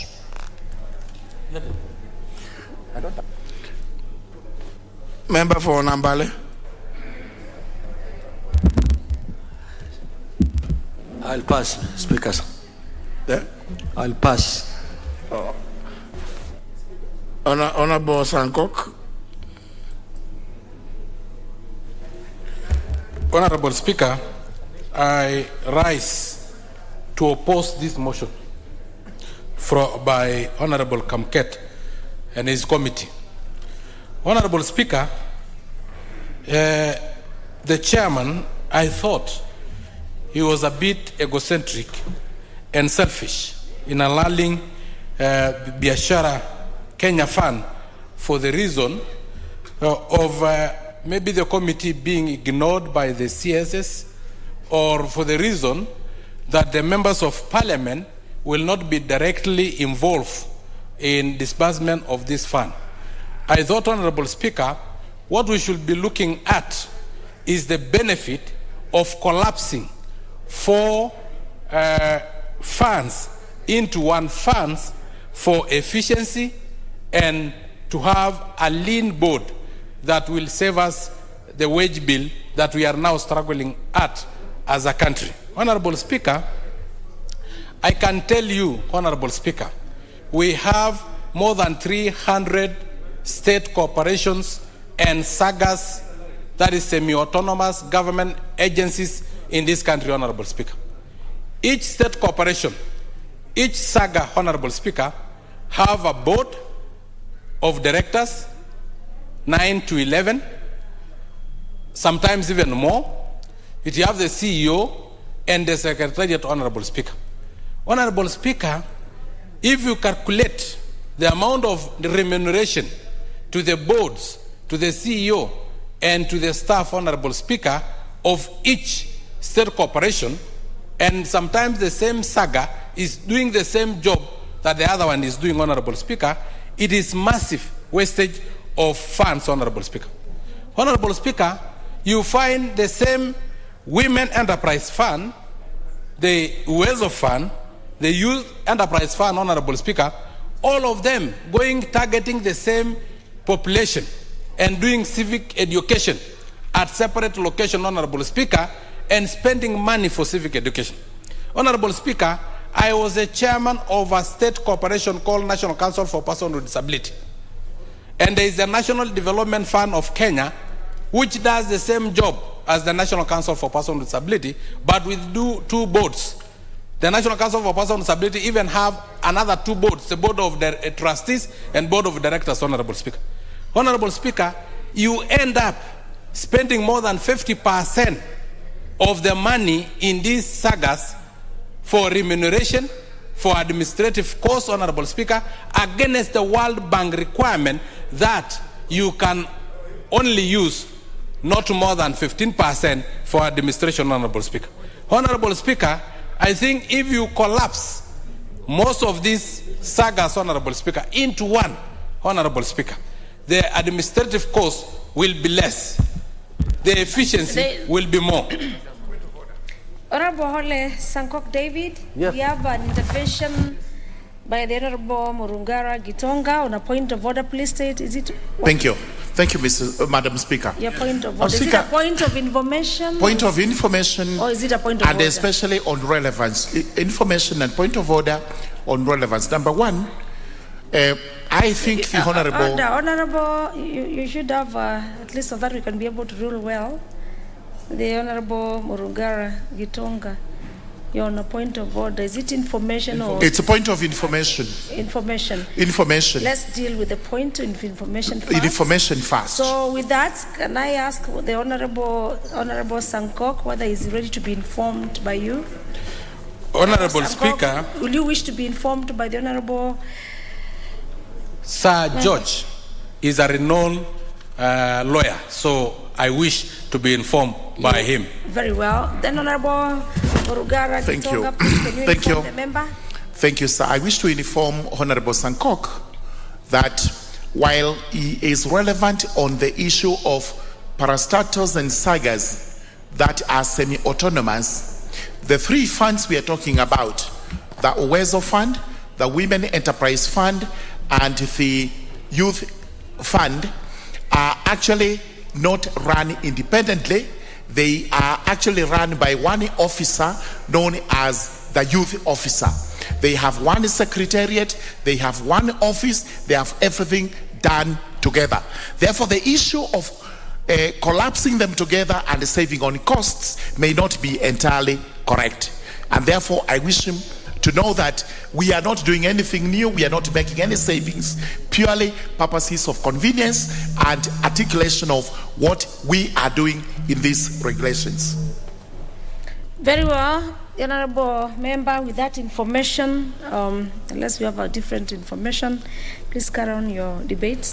Thank you very much, Honorable Speaker, but for the first time, Honorable Sir George Murugara is wrong, because I sit in the Committee of Labor and Social Welfare, and today we were just reviewing our budget policy statements, and I met with the CEO of the Women Enterprise Fund, I met with the CEO of the Youth Enterprise Fund, and I met with the CEO of Uwezo Fund. If you want me to tell you the names, the Youth Fund CEO, the Uwezo Fund CEO is actually a colleague of mine from my own community called Olenkapiani. So, Honorable Speaker, I'm talking that you're from... not in acceptance with the information, and that the Honorable Garu, you've heard from the member that is not convinced by your information, it is always important for you to research.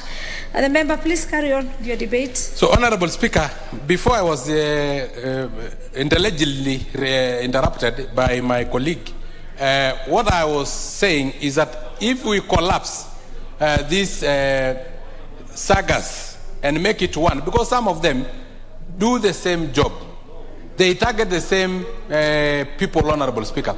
They give loans, Honorable Speaker, to the youth to jumpstart their businesses, Honorable Speaker, to the women, Honorable, to the vulnerable. And the vulnerable members of our society are three: women, youth, and persons with disability. All of them are targeting this particular group, Honorable Speaker. Honorable Speaker, administrative costs in this country have been too huge. That is why our wage bill is way beyond what is acceptable in terms of World Bank, Honorable Speaker, and worldwide. Honorable Speaker, again, Honorable Speaker, because these boards become a conduit of appreciating political friends, Honorable Speaker, to appoint them to this board, appoint them to this other board, Honorable Speaker, without considering the effect and the ripple effect it will have into our economy, Honorable Speaker. Honorable Speaker, I have just given an example of National Council for Persons with Disability, which have two boards, Board of Directors and Board of Trustees. There is also another hidden National Fund for the Disabled of Kenya, which is a hidden board that receives government allocation and is not under the Ministry of Labor. I hear that it is under Office of the President, OP, Honorable Speaker. I don't know from where. And they have buildings, Honorable Speaker, like Rayama houses, that is which is in Westlands, another one in Central Business District, another one in Ngong Road, Honorable Speaker. And I hear sometimes the patron is the President of this Republic, and it has been like that, Honorable Speaker. And the board have been the who and who in this society, including the late Biwott, Honorable Speaker. So you can imagine some of these funds are just hidden so that political friends can be appreciated and can be compensated when they lose in election, Honorable Speaker. So, Honorable Speaker, for efficient purposes, I oppose this one and say that we should collapse as many as possible sagas and state corporations so that we can have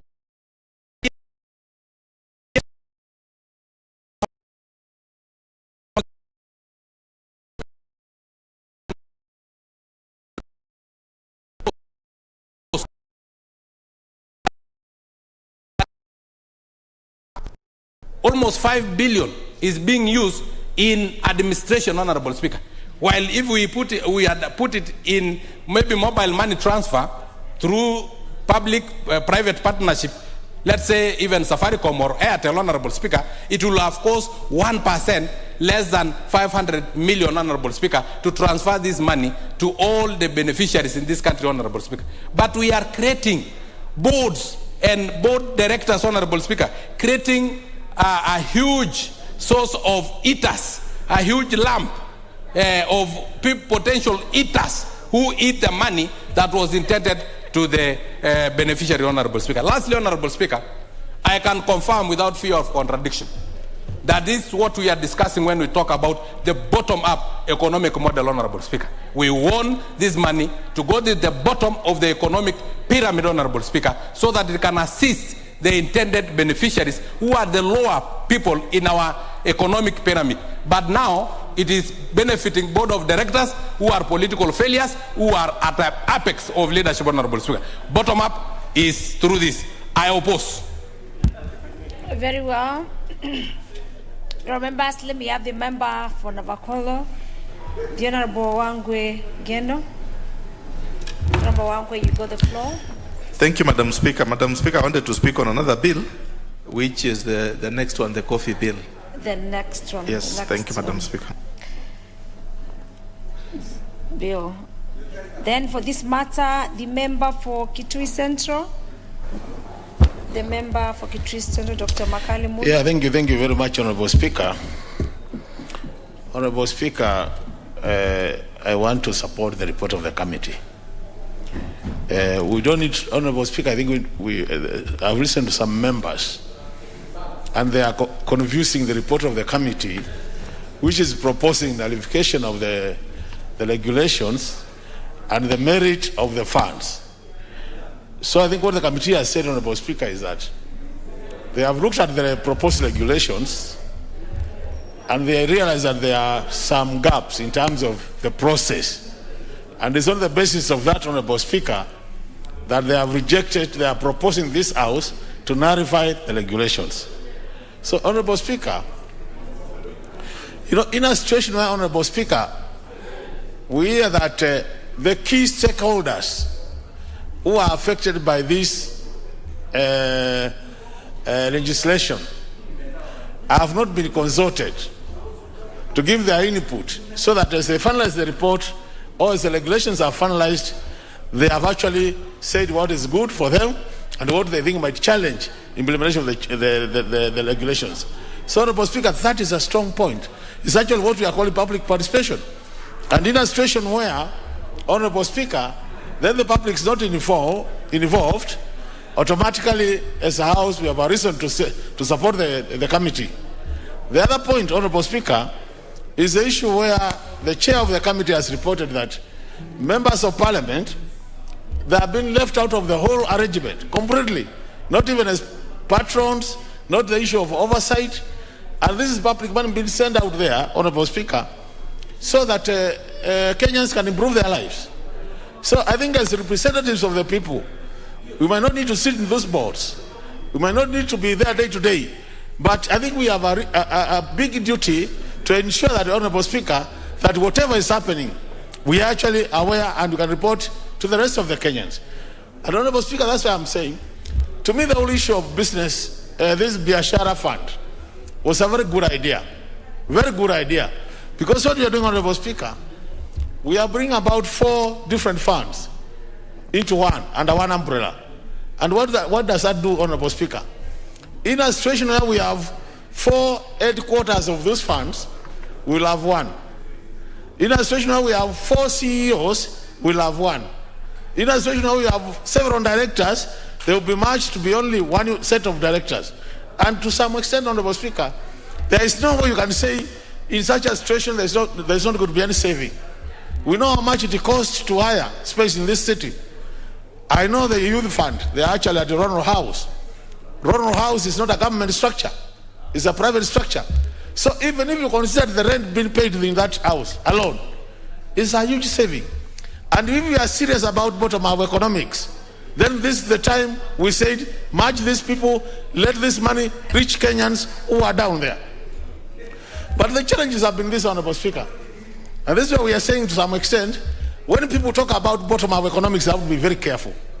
These funds have been in this country for many years. These funds have been going direct to the local Mwananchi, but the Mwananchi has not been paid. So for me, the challenge is we want to give money to the Mwananchi without preparing them adequately through capacity building. So anybody who talks about bottom-up economics without capacity building, you are going to fail from the word go. That cannot be debatable. So the thing is, we need to prepare Kenyans for this. You know, Kenyans have this attitude that when you get government money, it is free money. So I don't have to pay, I don't have to do anything. But I think really seriously, this regulation, what I would urge the chair to do, Honorable Kamket, is please, Biashara Fund is born out of this country, sit down again with the Treasury, see how we can improve the regulations so that we give Kenyans chance to access these funds in a better way. But don't forget capacity building for those who are going to benefit before you release the money. Thank you, Honorable Speaker. Very well, and thank you, Honorable Makali Mulu, and of course for the very informed debates. And this one also brings us back to the point of concern by the Honorable Murugaru on relevance. Honorable members, for those who have just come in, we are on motion number 11 on the report on annulment of the Republic Finance Management, that is a Biashara Kenya Fund, the regulations 2021 and other related regulations. It's good for us to be able to debate from an informed point, and also let us also look at the issue of relevance of the report. Very well, let me have the member for Emurua Dikir, Honorable Kimbiek. Thank you, Madam Speaker, for also allowing me this opportunity to make myself heard on this particular issue. Madam Speaker, I think the introduction of Uwezo Fund, the Biashara Fund, the Women Enterprise Fund, the Youth Enterprise Fund, Madam Speaker, was specifically meant to look at how our youths can access funds, not through very stringent means, but through means that, of course, obviously, they would be able to access this money without necessarily having so many things which banks normally ask for.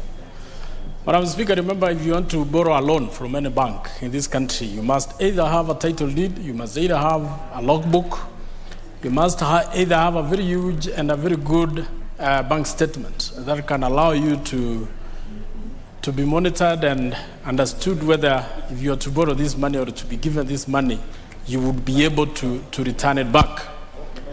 And of course, the interest on which this money is being borrowed, Madam Speaker, is so high, which of course the introduction of the Youth Enterprise Fund and Uwezo Fund and Women Enterprise Fund, and actually the greatest idea of introducing the Biashara so that we can collapse all these others, Madam Speaker, was geared towards assisting the youths who do not have bank accounts, who do not have title deeds and maybe logbooks to access this money and do business.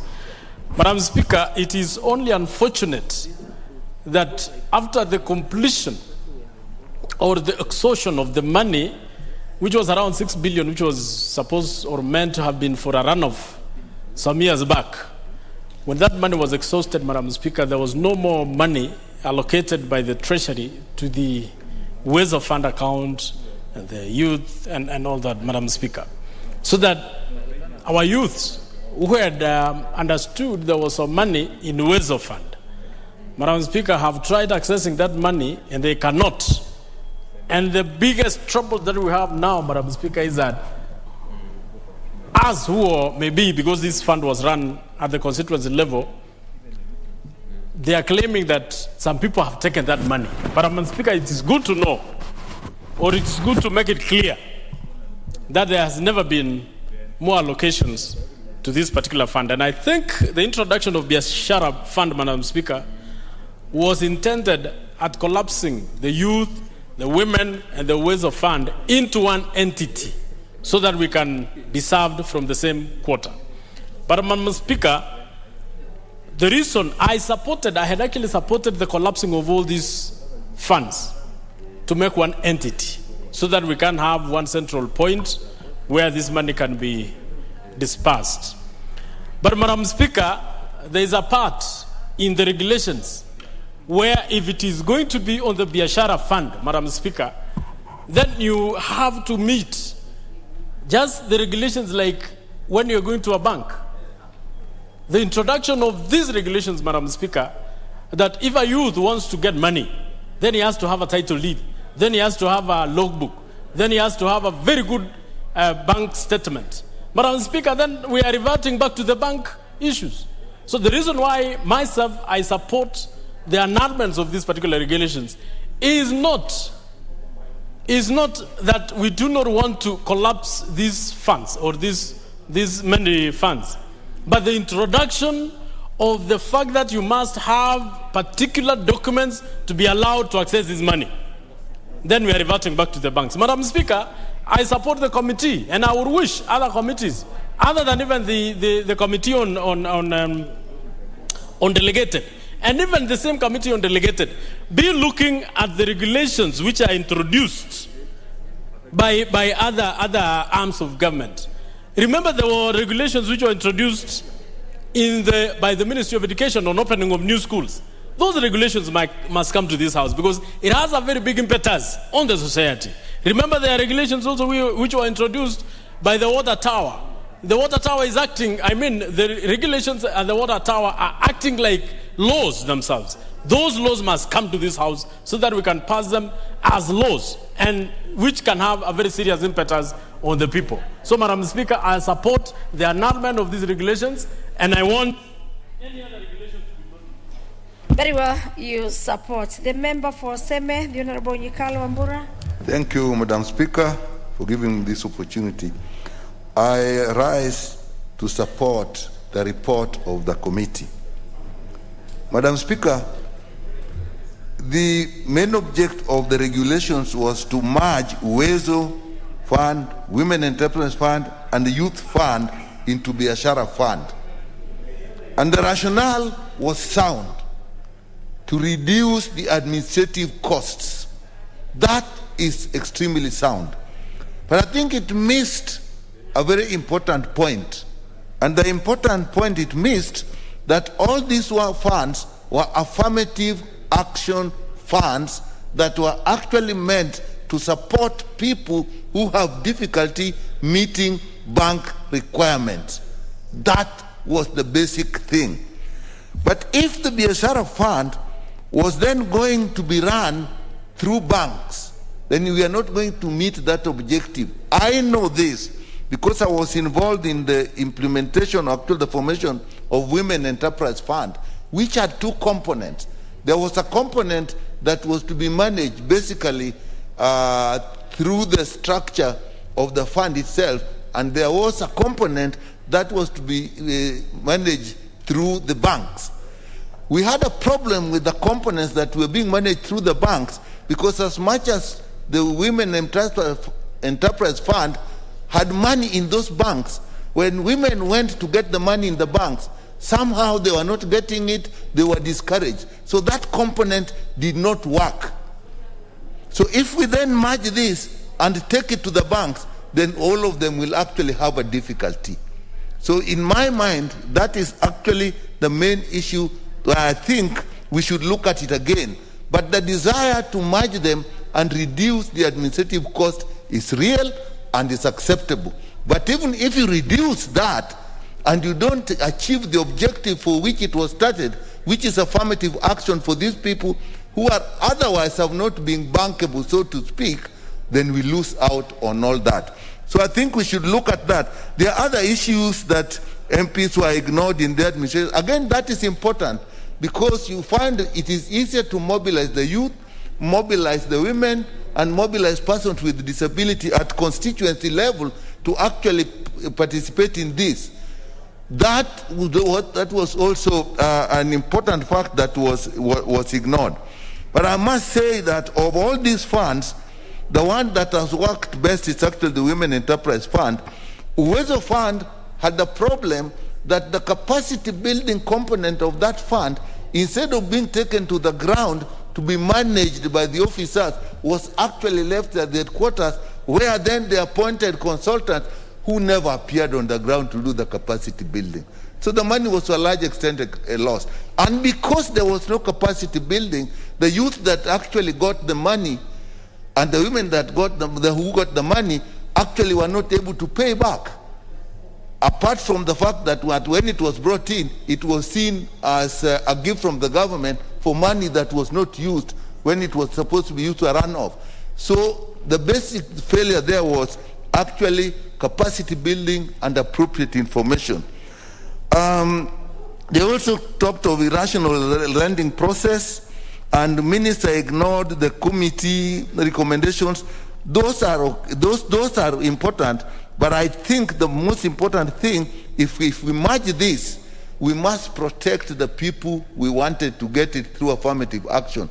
And we must look at how that, if you put it Biashara Fund and it goes through the bank, how the people will be protected by the requirements of the banks that are always prohibitive. With that, I actually support the committee recommendations and the committee motion on this. But we must look back and see how we can make these three funds work, because they are of enormous potential in empowering people on the ground. Thank you, Madam Speaker. Very well. The member for Mathare, Honorable Lodge Tom. Honorable Lodge Tom, you have the floor. Thank you, Honorable Speaker, and I rise to support this motion on the grounds that the idea of collapsing the Uwezo Fund, the Women Enterprise Fund, the Youth Fund is a welcome idea, taking into account the wage bill, the various bloated boards and secretariats that have to run this at a time when the country is facing an serious economic crunch. I think to this extent, the committee was spot on, and this requires to be supported. I also look at it from the perspective of Article 43 and 55 of the Constitution, and I wish to reiterate what my colleague, Honorable Nyikal, has said, which I think that the committee ought to look at. What was the philosophical justification and anchoring of a fund such as this one? It was affirmative in nature. And when you look at what Article 43 says, it says that the state shall take all steps, including affirmative action, to ensure that the young people have access to economic and social opportunities, to training and other facilities. So to merge these again and take it to a commercial entity as a bank, where they have to take it as a loan, then defeats the whole purpose for which this was required to be, which is affirmative in nature. And that affirmative in nature must be compared to other affirmative actions that have been taken for disabilities, for women, and other things. Imagine if you said that there was a requirement for women to have seats where they run on their own, but they have to go the extra mile again to face hurdles which in the first place you are trying to remove. The same applies to the persons with disability. Second point is that whereas I support in principle the merger of this, I have a concern about the anchorage. Where in fact should we anchor this fund?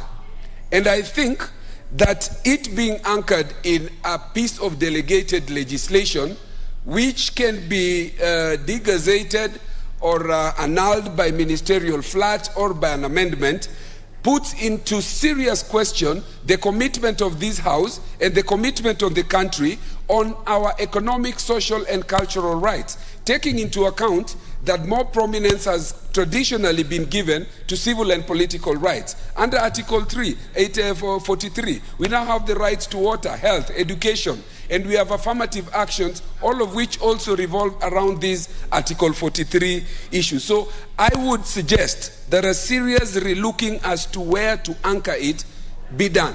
And this calls for a radical relook and possibly consider anchoring this either in statute or a constitution.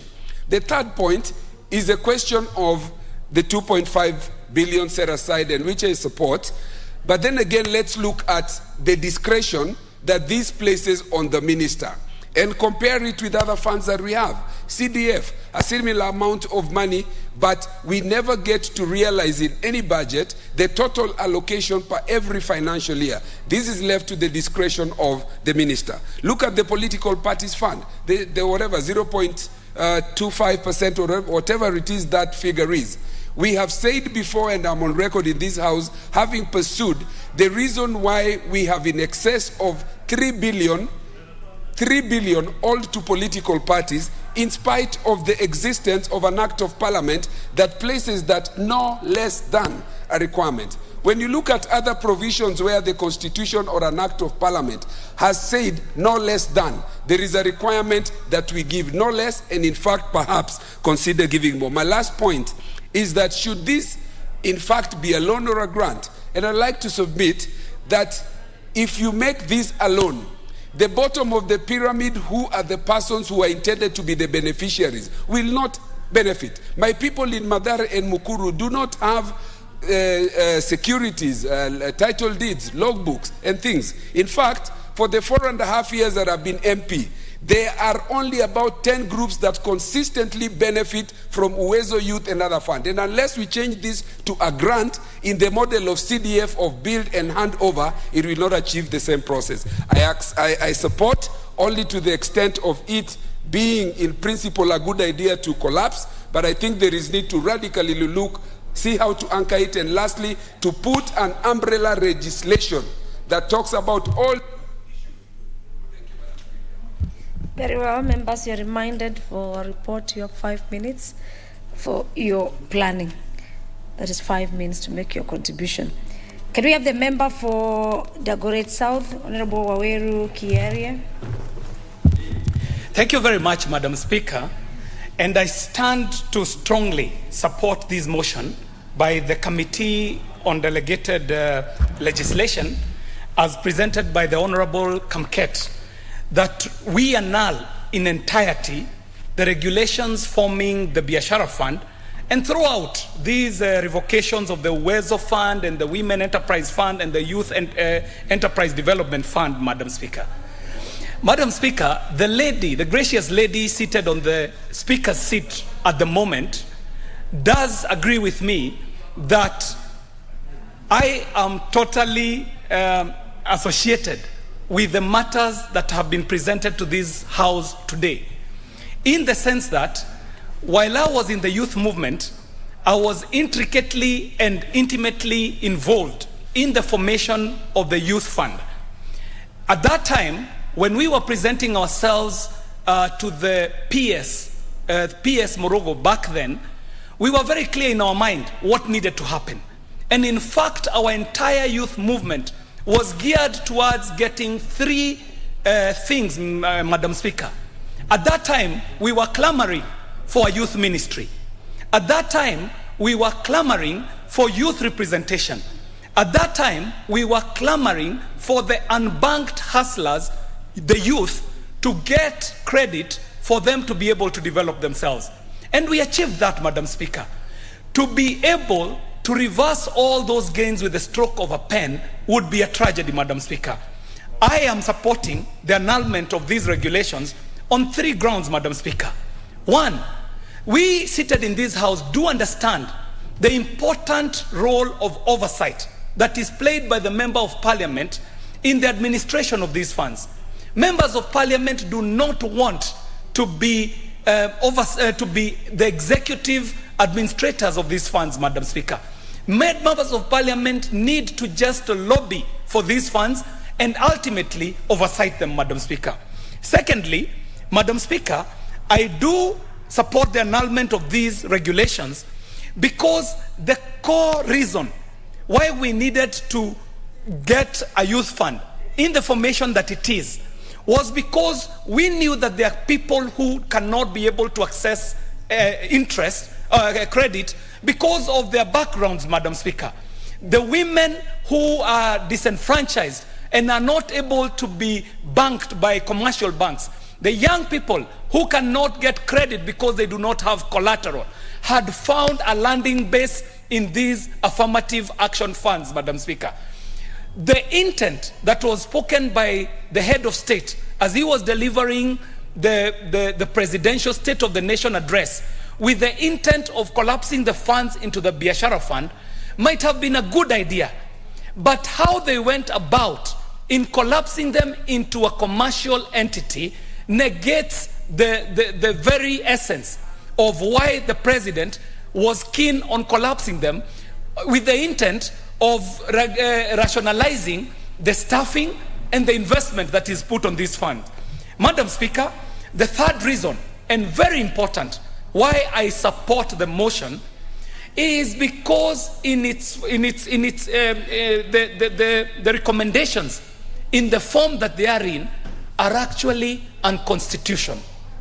Madam Speaker, the Constitution requires that we do sufficient public participation before we pass anything for this country, Madam Speaker.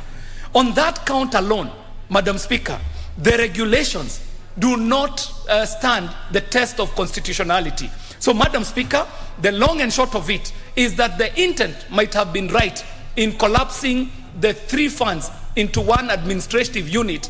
However, our people will stand to lose in a big way if we go about the business in the way that it has been proposed. So, Madam Speaker, I do support the annulment in entirety of these regulations and the formation of Biashara Fund as proposed by these regulations. Thank you very much, Madam Speaker. Very well.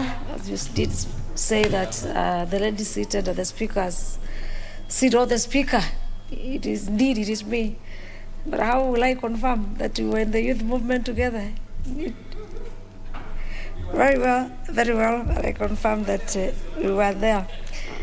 The Honourable Member for Kwanza, the Honourable Wanyonyi Kevin, you got the floor. Madam Speaker, thank you very much for the opportunity. I heard the presentation of this, and I want to agree that I think that is the right thing to do. One, and it's very interesting, it happens in the other committees, Madam Speaker, when you ask the actual question, a relevant question, some of these executives cannot answer. And no wonder the chairman, the way he was presenting was that actually when they were asking questions, the CAs who are there, they couldn't, they ignored, because they have no answer. So I think I want to agree with what you have done, and I want to agree because, first of all, the Weso Fund, Youth Enterprise and Women Enterprise, the Weso Fund and the Women Enterprise and Youth Enterprises, these are things that actually oversighted by the members of parliament. We know where we are, we know how these people work, and for you to come up from nowhere, from the armchair and come and say, now we do that and collapse that and have it into whatever Biashara funds, whatever it is, again, putting conditions that the youth cannot. The youth of this country, that's why I'm having a lot of problems with the youth, because they cannot. But you see, as it is Weso Fund, all you need is to have a certificate of the group of the youth that have come together with one common agenda, and you get the funds, and it's paid back without a problem. Same thing with the women, same thing with the other youth enterprise funds. So therefore, I want to agree with the committee, and I think this nullification is quite good. And for example, you tell me, why are they doing this? I can tell you from the back of my mind is because they know members of parliament are involved, and so they don't want them to be involved. That's why and there's no reason. And by the way, I'm told from what the presentation and the presenters have said, there was no public participation. So how do you do that nullification of this and collapse it into whatever enterprise it is?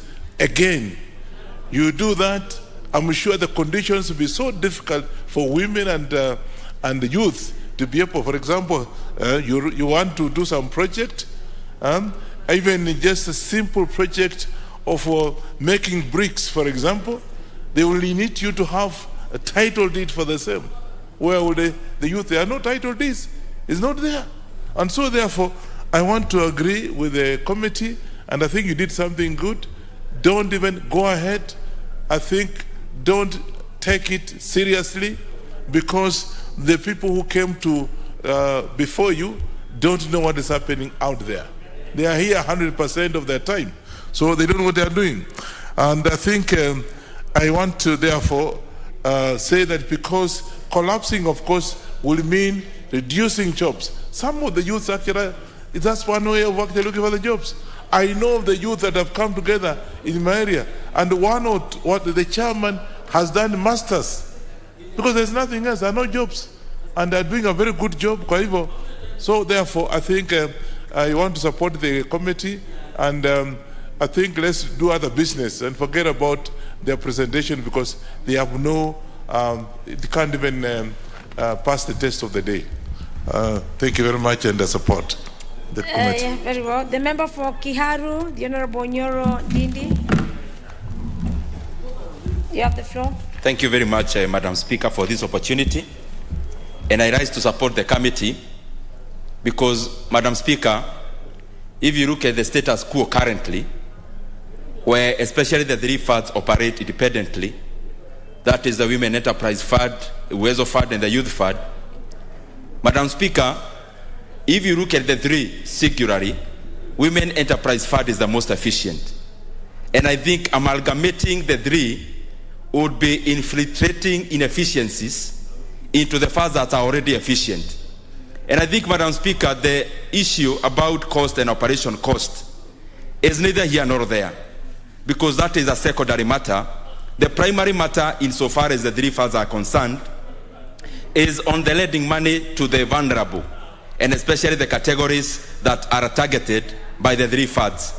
And therefore, Madam Speaker, I support the committee that these funds should operate as they do, independently, and we try to bring about efficiencies into those that are not as efficient. Madam Speaker, also, amalgamating and taking the functions into private banks, Madam Speaker, is swamping and taking these monies into swamps. Madam Speaker, because the people who are targeted by these funds are people who hitherto are unbankable, and people who banks ordinarily would never touch or lend money to. And therefore, Madam Speaker, the way we operate and the way they operate is much better, and especially if we can do some regulations insofar as increasing efficiencies and funding is concerned. But I want to speak on a more broader matter, because, Madam Speaker, these funds operate in the space of finance, and they operate in the space of giving credit and especially to groups. Number one, we need to give much more independence to these funds so that they do not concentrate majority of the resources into groups.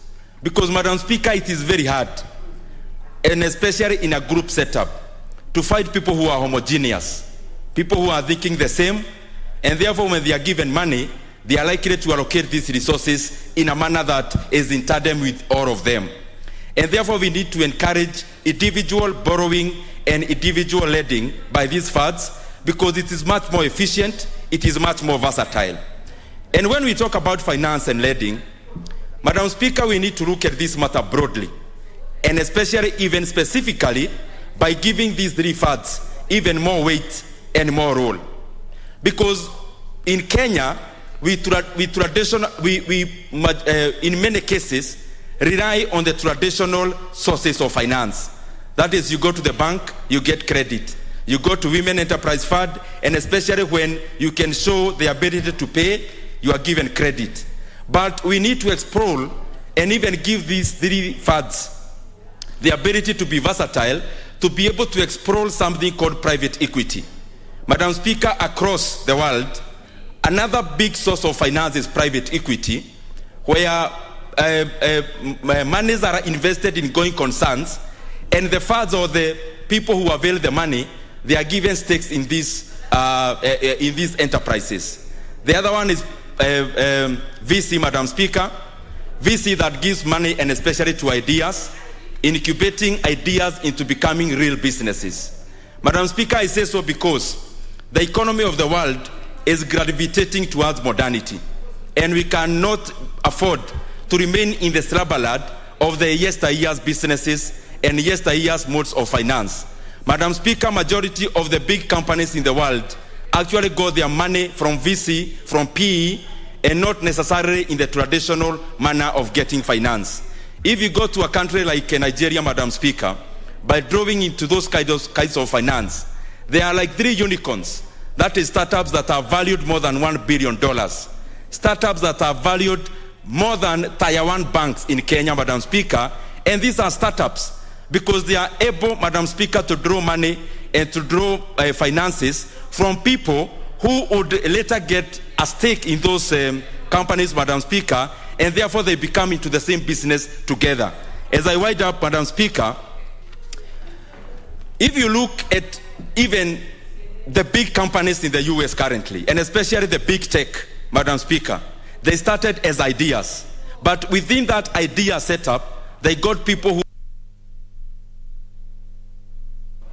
Very well. As usual, members have already communicated and said that you need to plan for your 5 minutes. The member for Masinga, the Honorable Mwai Mbidi, you have the floor. Thank you, Madam Speaker.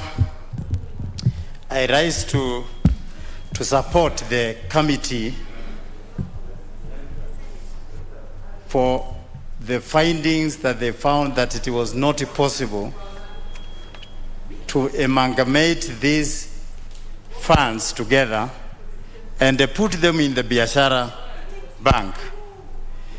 The reason being that if I look at my constituency, the ladies that sell tomatoes and the vegetables, they have no bank accounts, and they borrow this money, and straight away they run to the market to buy their products so that they can be able to sell.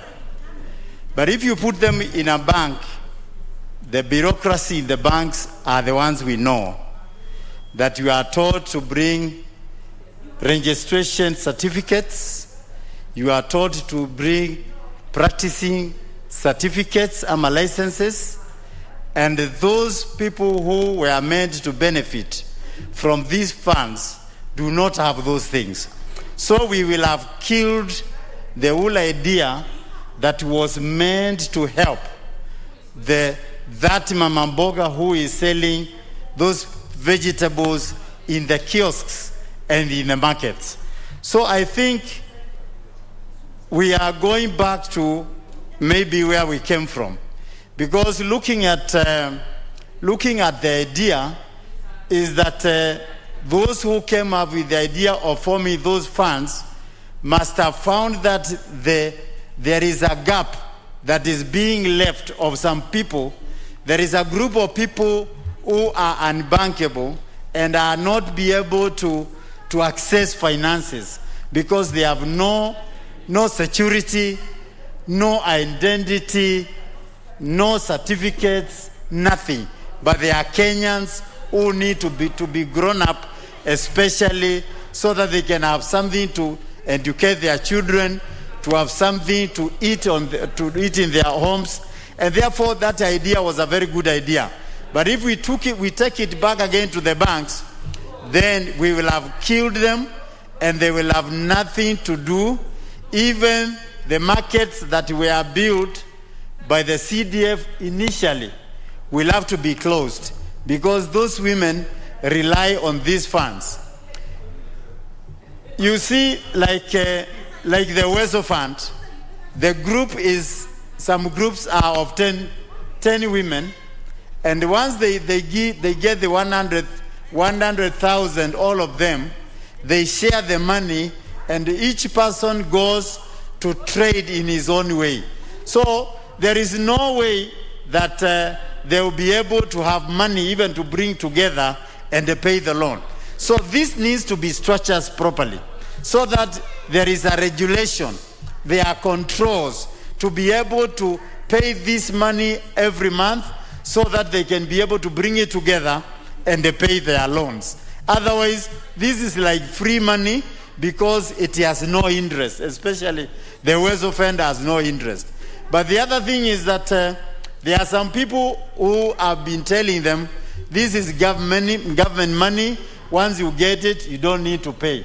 But what will happen is that then the funds will die and there will be no other people to get the funds if they don't pay back. So it is like a revolving fund whereby you borrow, you trade, you pay back, you return, and many people benefit. So I don't think the idea of bringing them together to the Biashara Bank is a good idea because no one will be able in that category to access that money.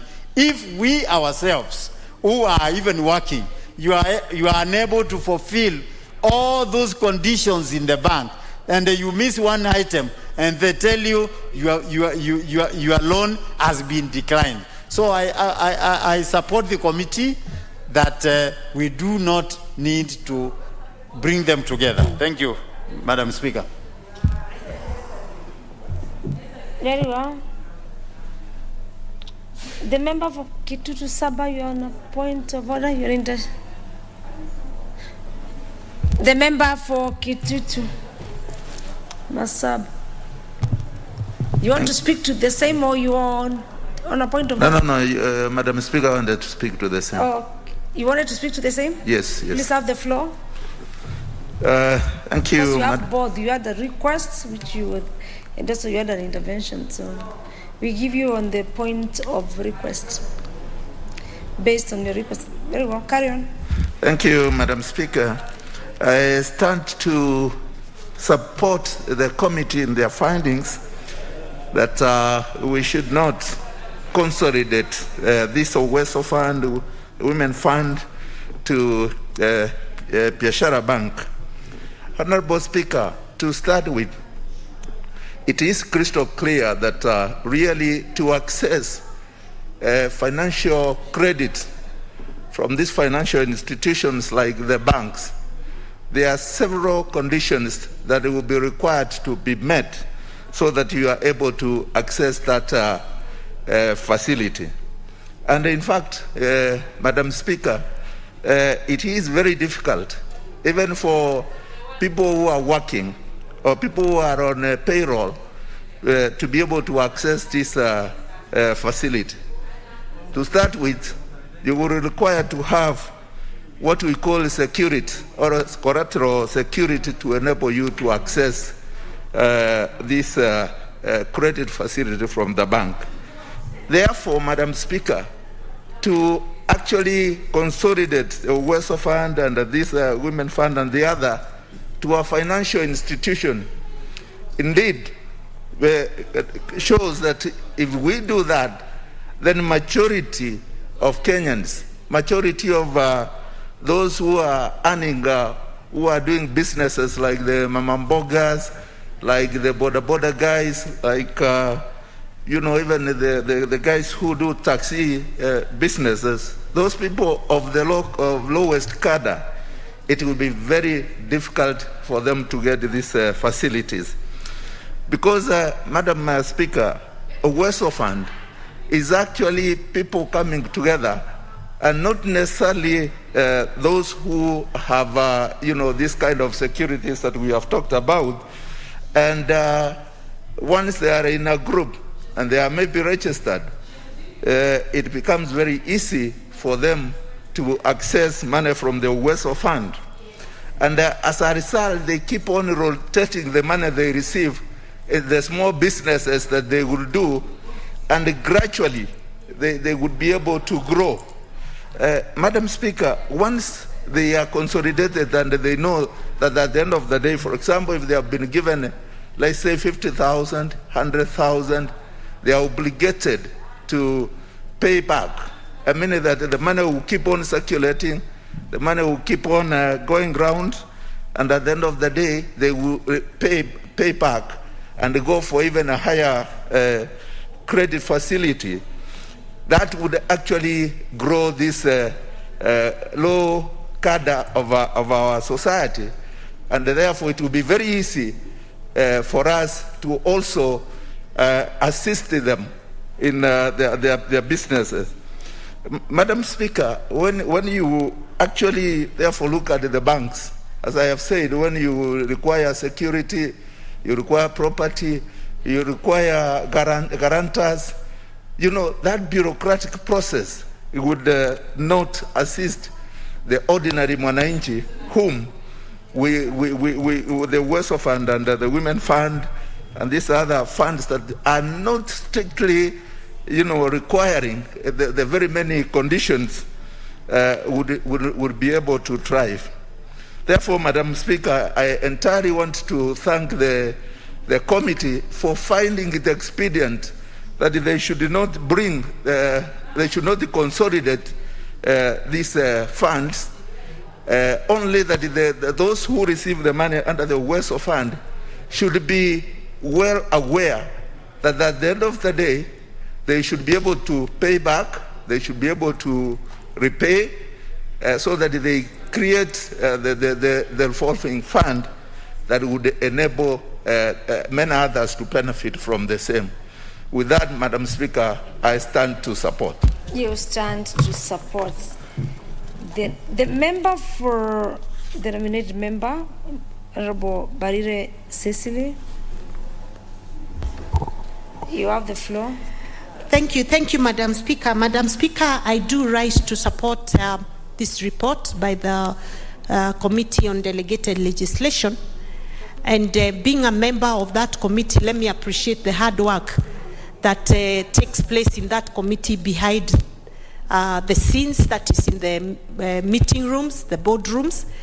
I must say that it's a committee that is led by very hard-working leadership, and a committee that is very cohesive across party divides. We've been able to do so much since I joined that committee last year, and so I really would like to support what it is they have done, especially in relation to these regulations of forming the Biashara Fund, and say that we as a committee have come with this decision because we realize that amalgamating all these funds into one major fund, and then it is managed through commercial banks, Madam Speaker, was only going to create the bureaucracy we were running away from the word go when the funds were created. Madam Speaker, we know commercial banks want to make a profit. And so the minute you get these funds through commercial banks, they'll create bureaucracy, they'll start asking for collateral, they'll make it very difficult, and especially with women, I can tell you out of experience back in Embu and in Ronyenjes, where I was MP for 10 years, women don't have time to go to banking halls for paperwork. They want an easy fund that they can access and that doesn't have a lot of bureaucracy and a lot of qualifications by the time you have the money on the table. And definitely it makes the fund very expensive.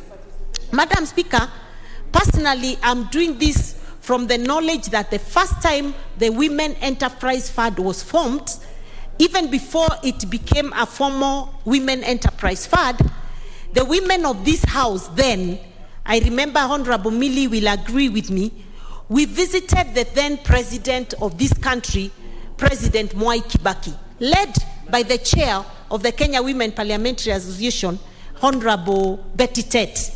And it is in that meeting that we told him, Your Excellency, we need to create some credit facility for women so that they can borrow and they can be able to access it without much bureaucracy, and that it is cheap and accessible. And I remember in the subsequent budget, that is when the Women Enterprise Fund was formed, later followed by a Youth Enterprise Fund, and then under Jubilee we got to WESO Fund. And I think it is important we do not lose the original purpose for which these funds were formed.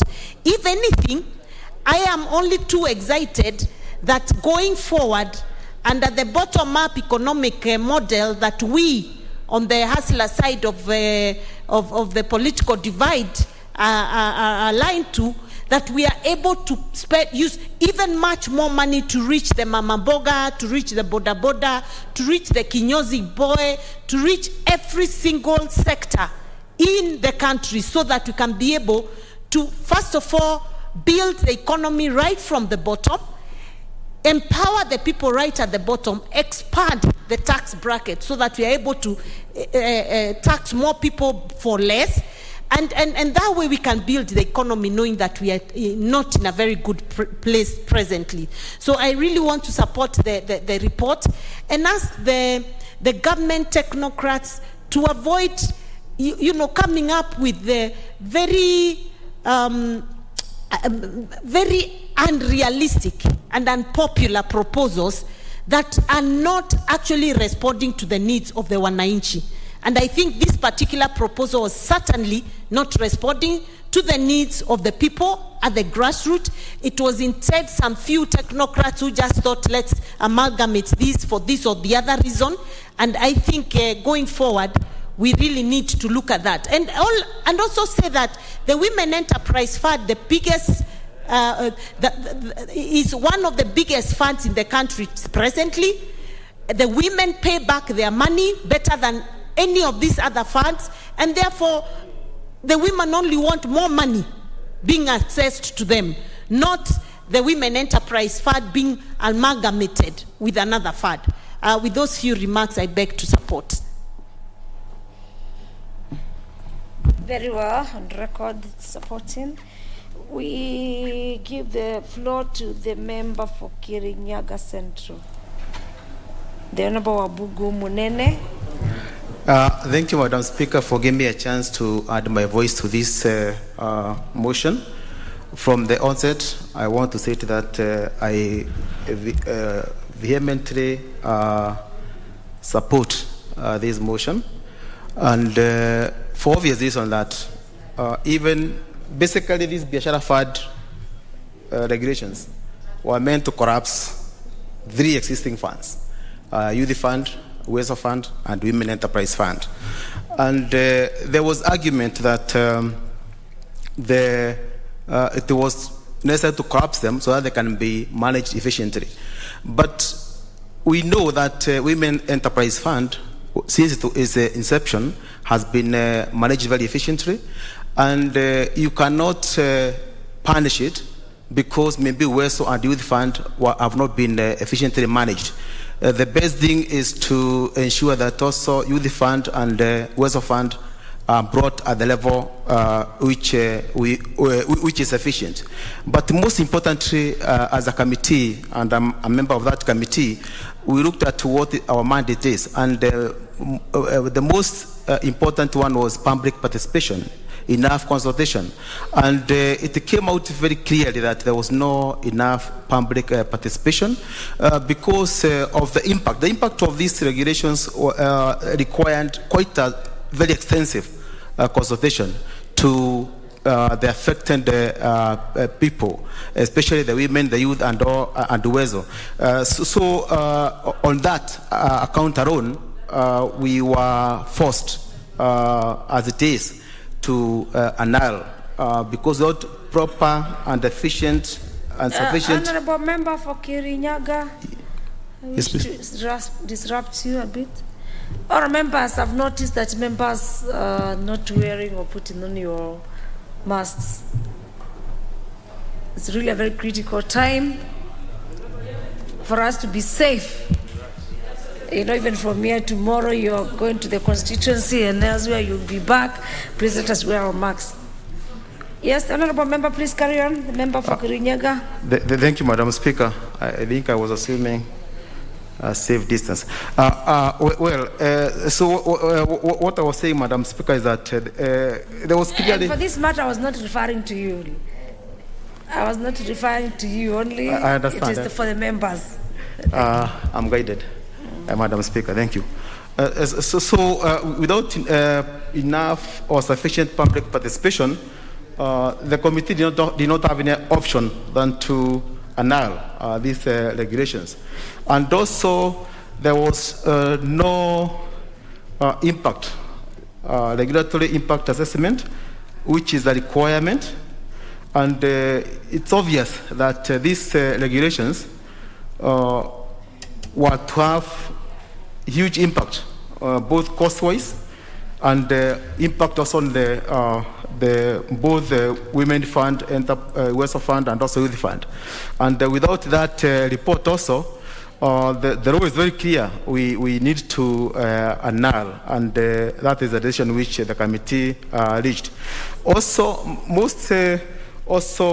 what came out very clearly also is that these regulations were coming up with the intermediary financial institutions, where they were providing that this fund can be dispersed through other financial intermediaries. And it was very interesting to see the kind of interest which the intermediaries were to get this money from the fund, and how much they were to to make, and also how much they were to give. And bringing these all funds together was to making a very monolithic and huge financial institutions, which I think is not the intention, or it is not the intention of the existing arrangements, because these funds are supposed to reach very easily to the consumers. And Madam Speaker, there was also an issue of these regulations were coming up with creating some offenses without corresponding penalties. Which is also offend the law. So it's.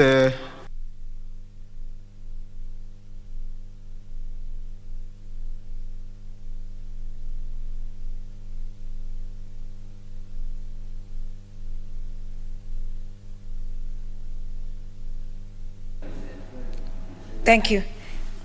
We have the member for Juja, the Honorable Koimburi George. Please. Thank you. Thank you, Madam Speaker. I rise for a point of order. As a standing order number 1995, the mover can reply because we are repeating one thing. Thank you, Madam Speaker.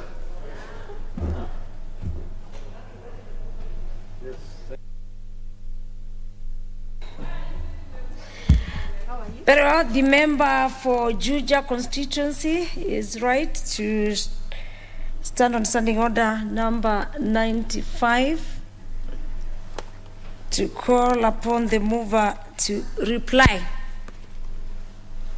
Members, for the House to make a decision, I'll put the question. Honourable members, may the mover be called upon to reply. As many as of this opinion say aye. Aye. And as many as of a contrary opinion say nay. Nay. The ayes have it. The mover to reply.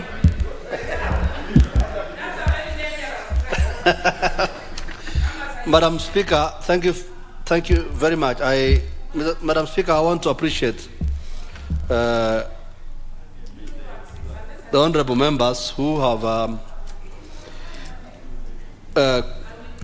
overwhelmingly supported the report of the committee in terms of annulment of the Biashara Kenya Fund regulations.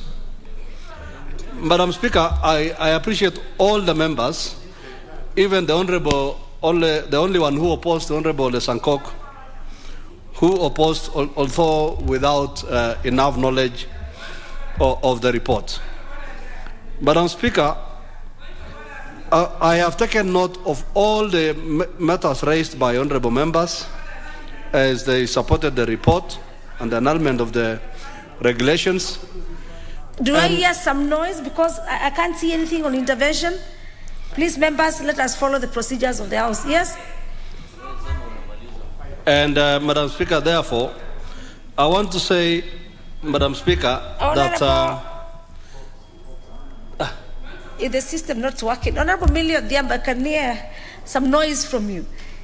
Yes, but can you put your card on intervention, please? Can you move to another chip? The Honourable Speaker is at liberty to ignore some noises. Yes, please, Honourable Kamket, please carry on. Yeah, if it is noise, Honourable Speaker, you are at liberty to ignore. So,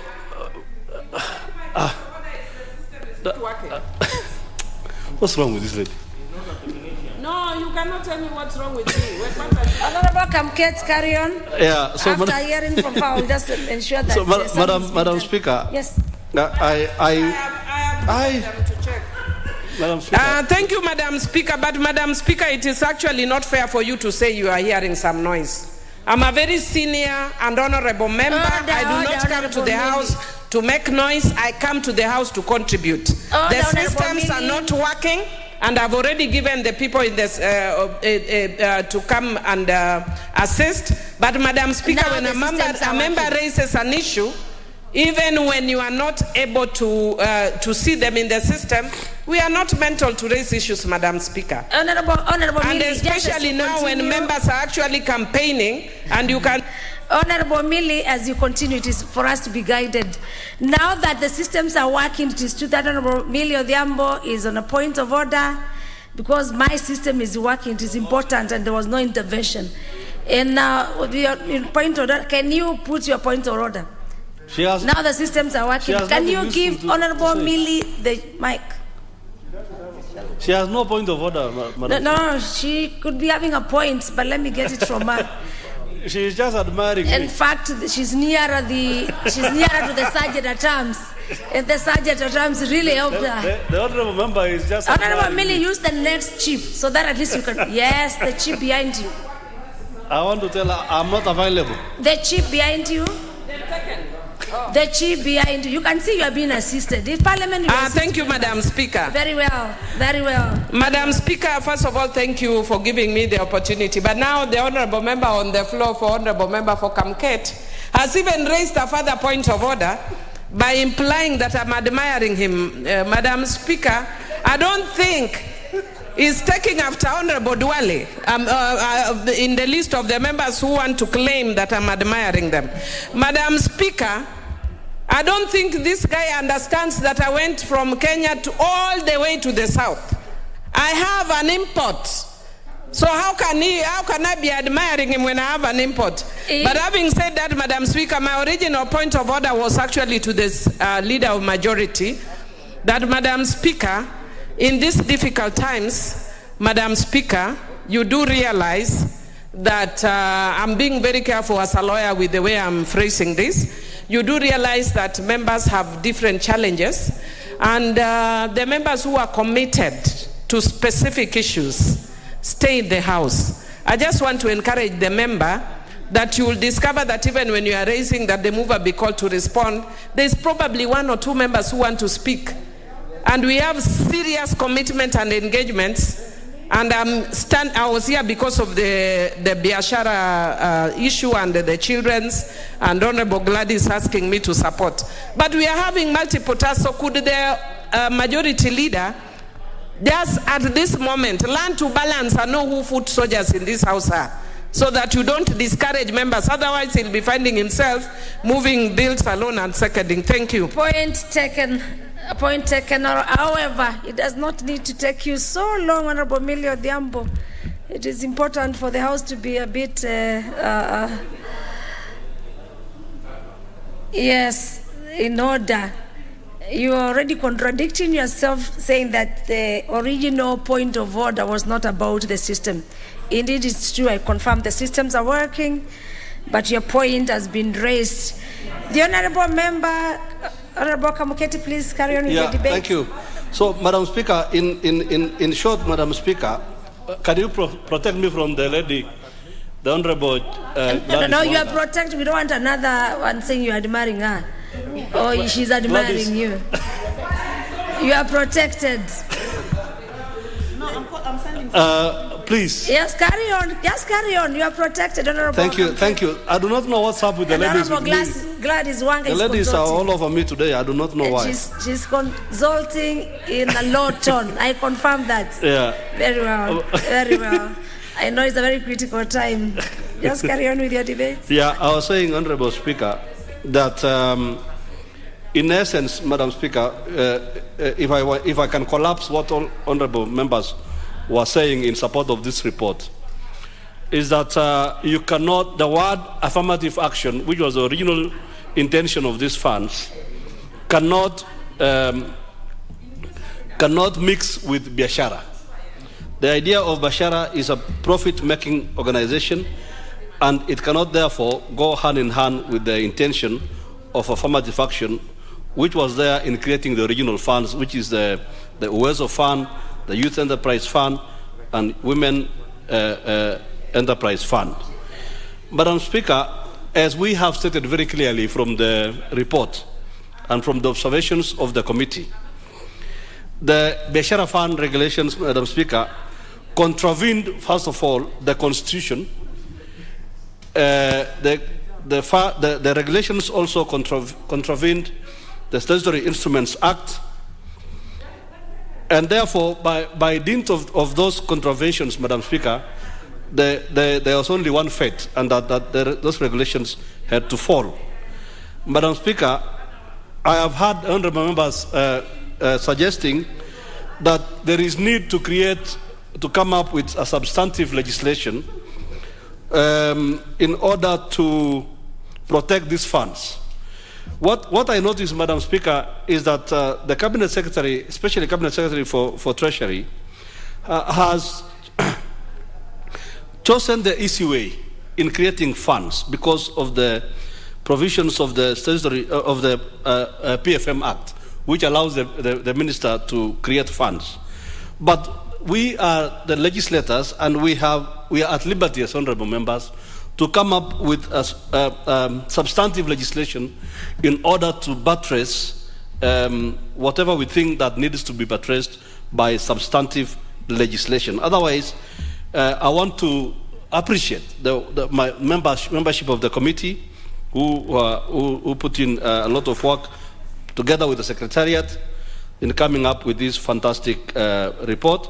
And I want to appreciate, Madam Speaker, also the creation, the idea of the coming up with this particular committee, this ideal committee on delegated legislation. Otherwise, our citizens would be suffering a lot of injustices if we had regulations like this coming up without scrutiny of Parliament. And I'm sure this is why this committee was created in the first place. Madam Speaker, sir, with those few remarks, I beg to reply. Yes, you know, this Parliament before it used to have a different it's a mission. Honorable, call me Madam Speaker, sir. I still appreciate the sir part of it. Very well, with the member having replied to the motion number 11 on reports on annulment of the Public Finance Management, Biashara Kenya Fund, Regulations 2021 and other related regulations. Members, I want to order that question on the same to be deferred. Next order. Order number 12, motion. Report on annulment of the crops, fiber crops, regulations 2020. Can we have the chairperson committee on delegated legislation to move the report on motion number 12? Thank you. The Honourable Kamuket. Yes, thank you, Madam Speaker. Madam Speaker, sir, Madam Speaker, sorry. My apologies. I know where Madam you come. Speaker. Yeah, that's why we. Madam Speaker, my that's apologies. why we need the man to appreciate him. But as I said before, when you call me Madam Speaker, sir, I still appreciate the sir. Thank you very much. I beg to move that this House adopts the report of the Committee on Delegated Legislation on its consideration of the crops, fiber crops regulations 2020 laid on the table of the House on Tuesday, November 17, 2020, and pursuant to the provisions of Section 18 of the Statutory Instruments Act 2013 and Standing Order number 210-4B, annuls in entirety the Crops Fiber Crops Regulation 2020, published as legal notice number 120 of 2020. Madam Speaker, at the risk of being branded an annulment committee, this is another report calling for annulment of these regulations. The Cabinet Secretary, Madam Speaker, for Agriculture, Livestock, Fisheries and Cooperatives in consultation with the Agriculture and Food Authority, published these regulations via legal notice number 120 on the 18th of July 2020. The regulations were submitted to the House and tabled and subsequently referred to the Committee on Delegated Legislation. These regulations, Madam Speaker, provide for guidelines in the development and promotion of fiber crops. Fiber crops, Madam Speaker, include sisal, cotton and others. Madam Speaker, in pre-publication scrutiny, pursuant to Section 16 of the Statutory Instruments Act 2013, the committee held pre-publication consultations with the Regulation Making Authority and also post-publication scrutiny with the same authority. Madam Speaker, as stated earlier, the purpose of these regulations, this regulation provide for application, processing, procedures and forms for fiber crops by setting procedures and conditions for registration, licensing of dealers of fiber crops, as well as issuance of licenses, among others. These regulations, furthermore, seek to consolidate the regulations that relate to sisal and cotton, which were previously regulated by different regulations. The ministry indicated that the regulations were to protect consumers in fiber crops industry through setting the standards for fair trading and marketing in fiber crops and fiber products in Kenya. Madam Speaker, in our observations after those consultations, having examined, Madam Speaker, the Fiber Crops regulations against the Constitution, the Interpretation and General Provisions Act, the Statutory Instruments Act, we came up with the following observations. Number one, on the matter of statutory timelines, the regulations were published in the Gazette on 18th of July 2020, submitted on 5th of August 2020, and laid on the table of the House on the same day, being within the requisite statutory timelines under Section 11 of the Act. On the matter of consultation and public participation, Section 5 of the Statutory Instruments Act, Madam Speaker, the Regulation Making Authority attached copies of stakeholder forums held between themselves and stakeholders in the sisal and cotton industry. This included Lower Eastern Forum, estates and marketing agents and sisal fiber processors, the Coast Forum, Lower Nyanza, Kenya Plant Health Inspection Service, Pest Control Products Board, National Biosafety Authority, among others. But however, most of the committee observed, Madam Speaker, that most of the engagement forums were conducted in 2014.